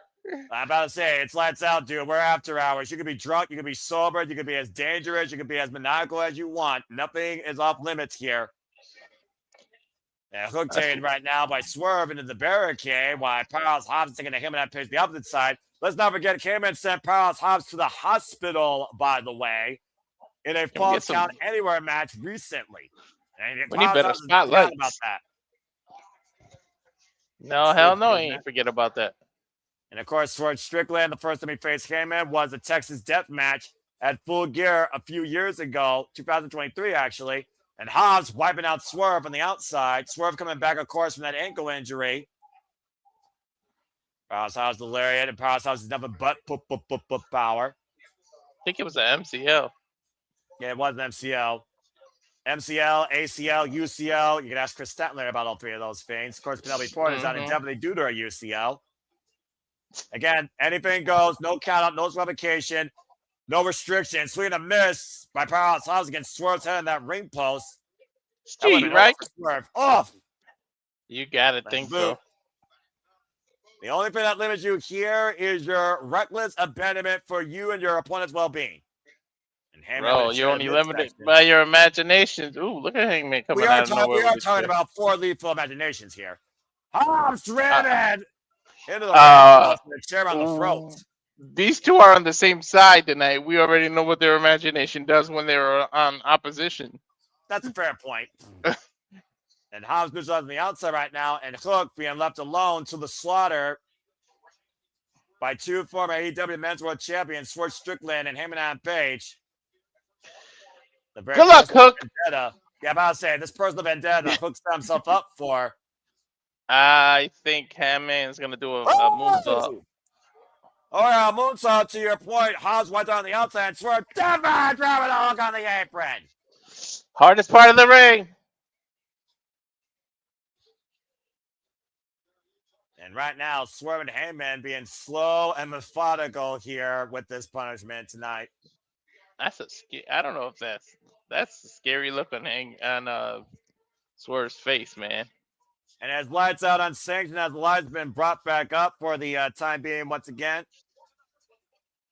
As the Opps, Powerhouse, Hobbs, and Hook being taken out right now by Swerve and Hangman Page. And again, a match where there is no liability, might I add. I think there must be a storm in Oklahoma. I don't think they're doing that on purpose with the lights.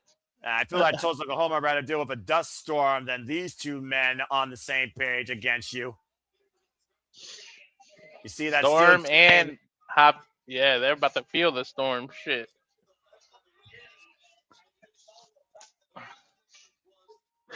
And of course, that's still. Go ahead. Sorry. No, go ahead. I'm afraid when that steel chair comes into play of what he's gonna do.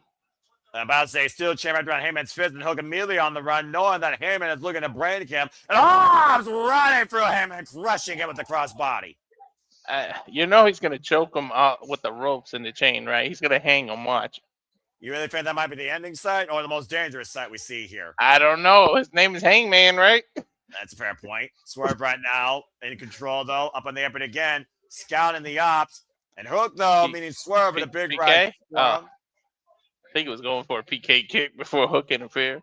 Yeah, right now Hook and Swerve squaring off here. Hook trying to test his mettle against the most dangerous man in AEW. Gets caught with a boot to the bridge of the nose. Swerve's like this fucking net. Wait, man. Hook, though, might have Swerve Hook with a T-bone suplex on the apron. Forget who his father is, dude. Don't underestimate Hook. As this lights out match continues with this final commercial break of this overtime show, folks. Wrestle Quiet picture. Don't go anywhere. Fuck television. If you think about it, Taz is the original Suplex City bitch. You're not wrong. I mean, Taz Mission, the Suplex Machine. I mean, you're not wrong there, honestly. And Powerhouse Hobbs, of course, Mr. Meat, former TNT champion. Of course, him and Page had bad blood going back with Powerhouse Hobbs going all the way back to Team Taz. Hopefully 2026 could be Hobbs' year because he spent more time on the shelves than he has on the camera. That's very true, by the way. And right now, Powerhouse just literally manhandling Hangman with these power slams on the apron. Hangman's like 6'4", 270 pounds, mind you. Yeah. And Hobbs is picking him up like you put him to bed. Yeah, about to say, of course, Hangman with a big cowboy boot, though, driving Hobbs almost over into the All Elite Fleet against the barricade.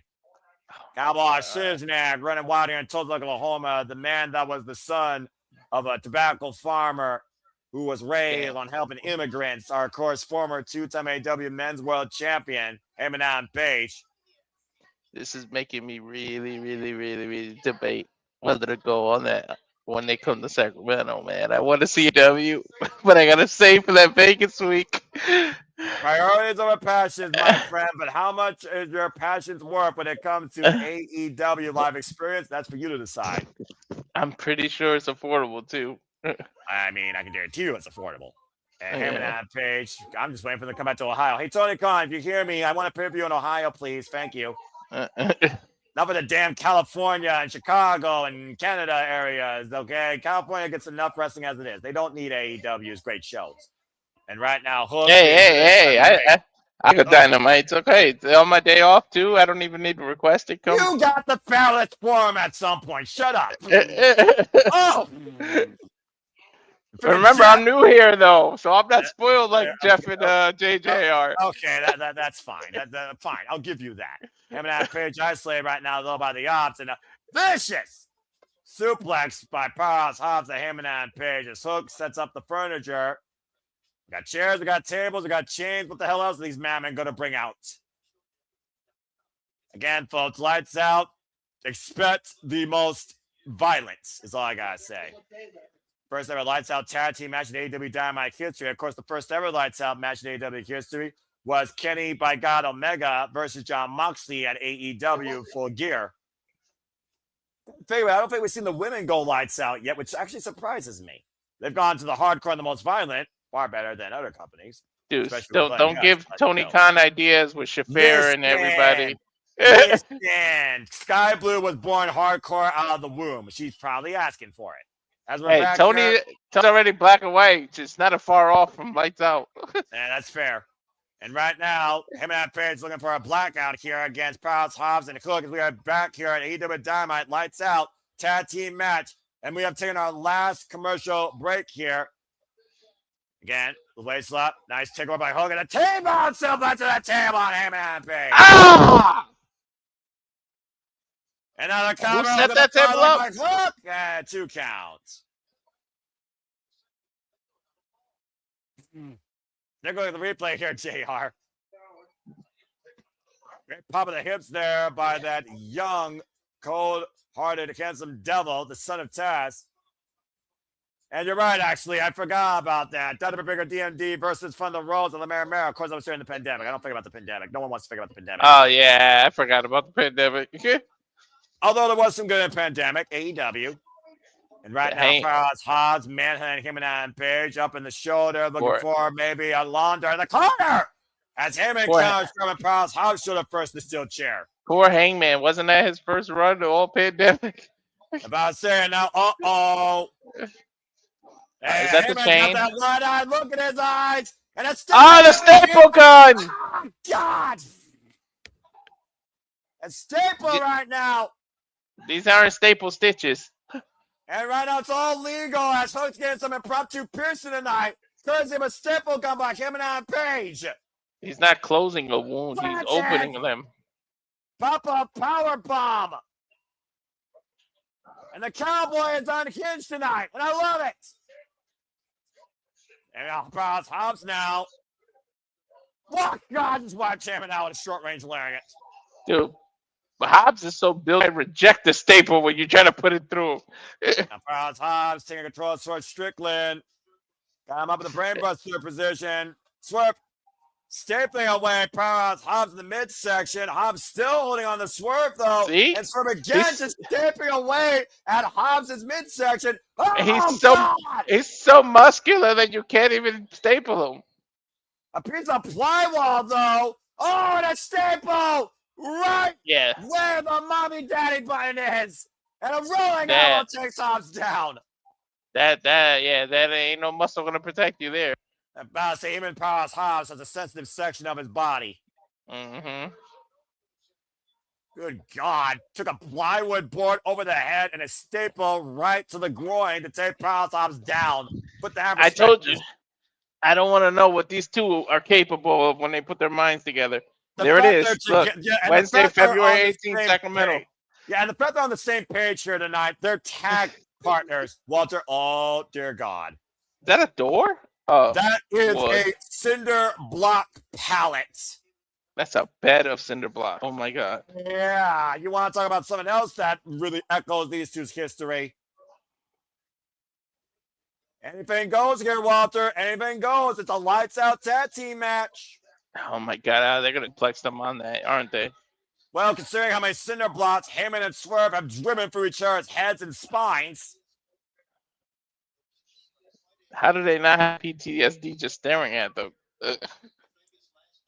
About to say, Hangman and Swerve right now trying to just get their footing over that apron tarp and bring this cinder block bed into the ring. The tarp is blocking them.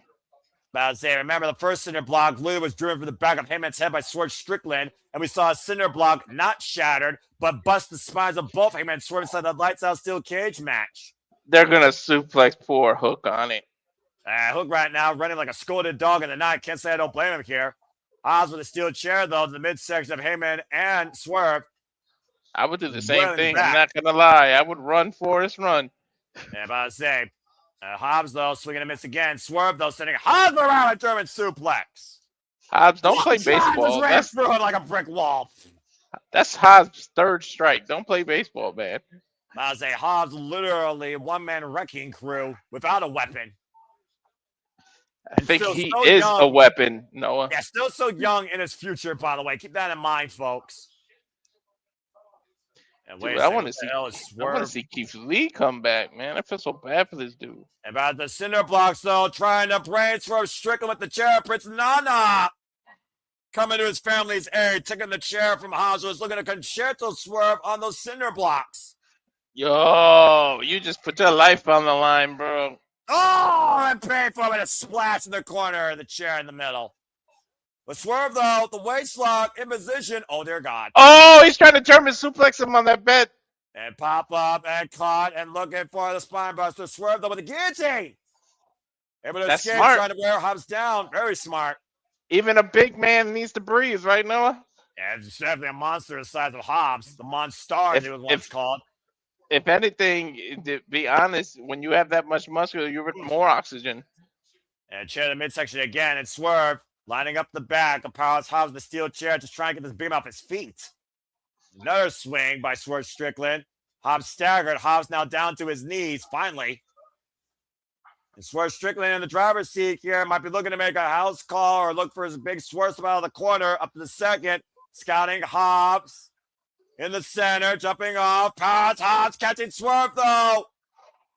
Oh, no. Oh, no. Oh, no. And the world's strongest slam on the center blocks. There's no give on that either, Noah.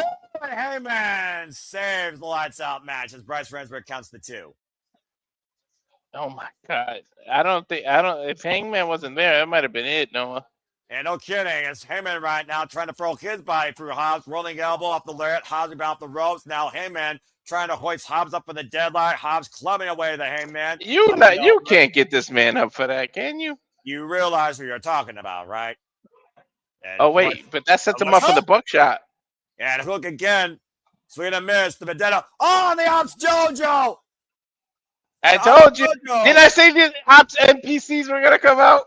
Yeah, you absolutely did. With a steel pipe in hand, by the way, by one of them. It's a 4-on-1 mugging right now on the Hangman. The other members of the Opps JoJo are underneath the guiding light of Samoa Joe. Conspicuous by his own absence is Samoa Joe. Yeah, about to say, Samoa Joe, of course, letting the troops go to work for him. As, of course, Swerve and Hangman called him out for the coward that he's been. Again, it's unsanctioned, though. Anything goes. It is all legal. I need somebody to help Swerve and Hangman. Who else wants to lead AEW? I'm about to say, who else wants to oppose the Opps, though, is the better question. The Opps are also... Kenny Omega. Doesn't he want a title shot? Go in there. But so far, the Opps and Joe haven't targeted Kenny Omega. And Kenny Omega will be back next week. Now, Hobbs with a chain in hand. This is getting nasty. They're getting them together, aren't they? And right now, Hobbs tying the chain around Hangman and Swerve Strickland's throats in an infinity shape. What in the hell are these men thinking? They're tying them together. They're probably going to ram the cinder blocks into both of them. Yeah, about to say, literally trapping 2 dogs in the middle of the ring, 2 dangerous dogs. Prince Nana's trying to come back to their aid. They're the ones who introduced the chain in the first place, too. I mean, it's obviously braver Prince Nana, but... Oh! That was Prince Nana's coffee! Hot coffee to Hot's face! That's hot, too. And right now, again, Swerve and Hangman still trapped by that chain. Hangman up in the though. That was impressive. That was smart. Oh, shit. And they literally gave Swerve and Hangman a weapon. And the Opps are being wiped out again. You idiots. You gave Swerve. You gave them the weapon. Pete, take right it. Now, Swerve and Hangman once again cleaning house. Oh! Whose house? Well, Hook just wiped out with a suplex. Yeah, took out his knee. Hook, though, might want to turn around and realize who's in man ref, being betrayed. A hook, though, wiped out by Powerhouse Hobbs. Big forearm caught hook there. Hobbs once again. This gets lariat. Uh-oh. You know what that's setting up? And Hangman caught and loaded. It's at high noon in Tulsa, Oklahoma, looking for the buck. Back to a spine buster. On the double covered. Couch call by Swerve. Strickland breaks it up. That was a perfect setup for the house call, too. And a great awareness by Swerve Strickland. Great setup there. Oh, my. Is he going to stomp him? I'm about to say it looks like it. You see Hobbs still trying to wheel his way back up to his feet. He should stomp him on the cinder block, to be honest. Swerve stopped the outside, wiping out the Opps Dojo men. Strike. He went bowling. And Powerhouse, though, he may be looking to break him and Page on these cinder blocks, though. Hangman, though, no fucking way. Hoisting up Hobbs, and Swerve. He's gonna dead shot him on there. Oh, it's a combination stomp. Dead on the cinder blocks. Oh shit! He hit his head hard. You seen that? I was to say, I think Powerhouse might be busted wide open. You literally see the cinder blocks busted underneath the weight of Hobbs' head. Did you see the way his head? He actually. You're supposed to hit wrestling terms your shoulder. Hangman! Hook almost got Hangman there. Almost stole it. You're supposed to hit them in between your shoulder. He hit his head. Yeah, I'm about to say, Hobbs is down for the count. There is no way Hobbs is getting back in this fight. Hook showing some heart, though. You got to admit. Yeah, but Hangman realizing, though, what Hook did. A headbutt by Swerve to Hook's heart. The black heart. Did he pick up that pipe? That young gun is about to really learn what you do when you pay for your sins in AEW. At the hands of Swerve Strickland and Hangman Page. I think he's about to learn some respect for his elders, huh, Noah? There's not going to be any respect here, dude. This is just straight up revenge. Rolling disc gets forearm with a chain. Oh, he's gonna do a buckshot with that raptor on his arm, isn't he? And about to say he's not done doling out the punishment yet. Wrapping that steel chain around Hook's head and Swerve Strickland in position. Now, again, Hook is literally at the mercy, and there will be none shown. Ding dong. House call, and a steel chain connects to Hook's head. House call. And the buckshot is setting up. Yeah, but is that the final shot that Hangman wants to close the book on this vendetta? I don't know. I know freaking Powerhouse ain't moving again. To get back on the golden road towards the AEW Men's World Championship is to put Hook down for the 3 count. Up and over, box shot, lariat, bang. He's not done yet, though. I put a towel on their back when I put all the towels away. Hook now. They've been hung by the Hangman. I called it. I told you they were going to do that. Yeah, Hook taps out immediately like the little bitch he is. And Hangman's not letting go. Again, the anger driven by that white-eyed cowboy. Lights out, Hook. Hangman and Swerve win. I would have tapped too. I've saved my ass. The odds were against Swerve and Hangman the entire time. But Swerve and Hangman prevailed tonight in this lights out tag team main event. Putting the Opps down for good this time.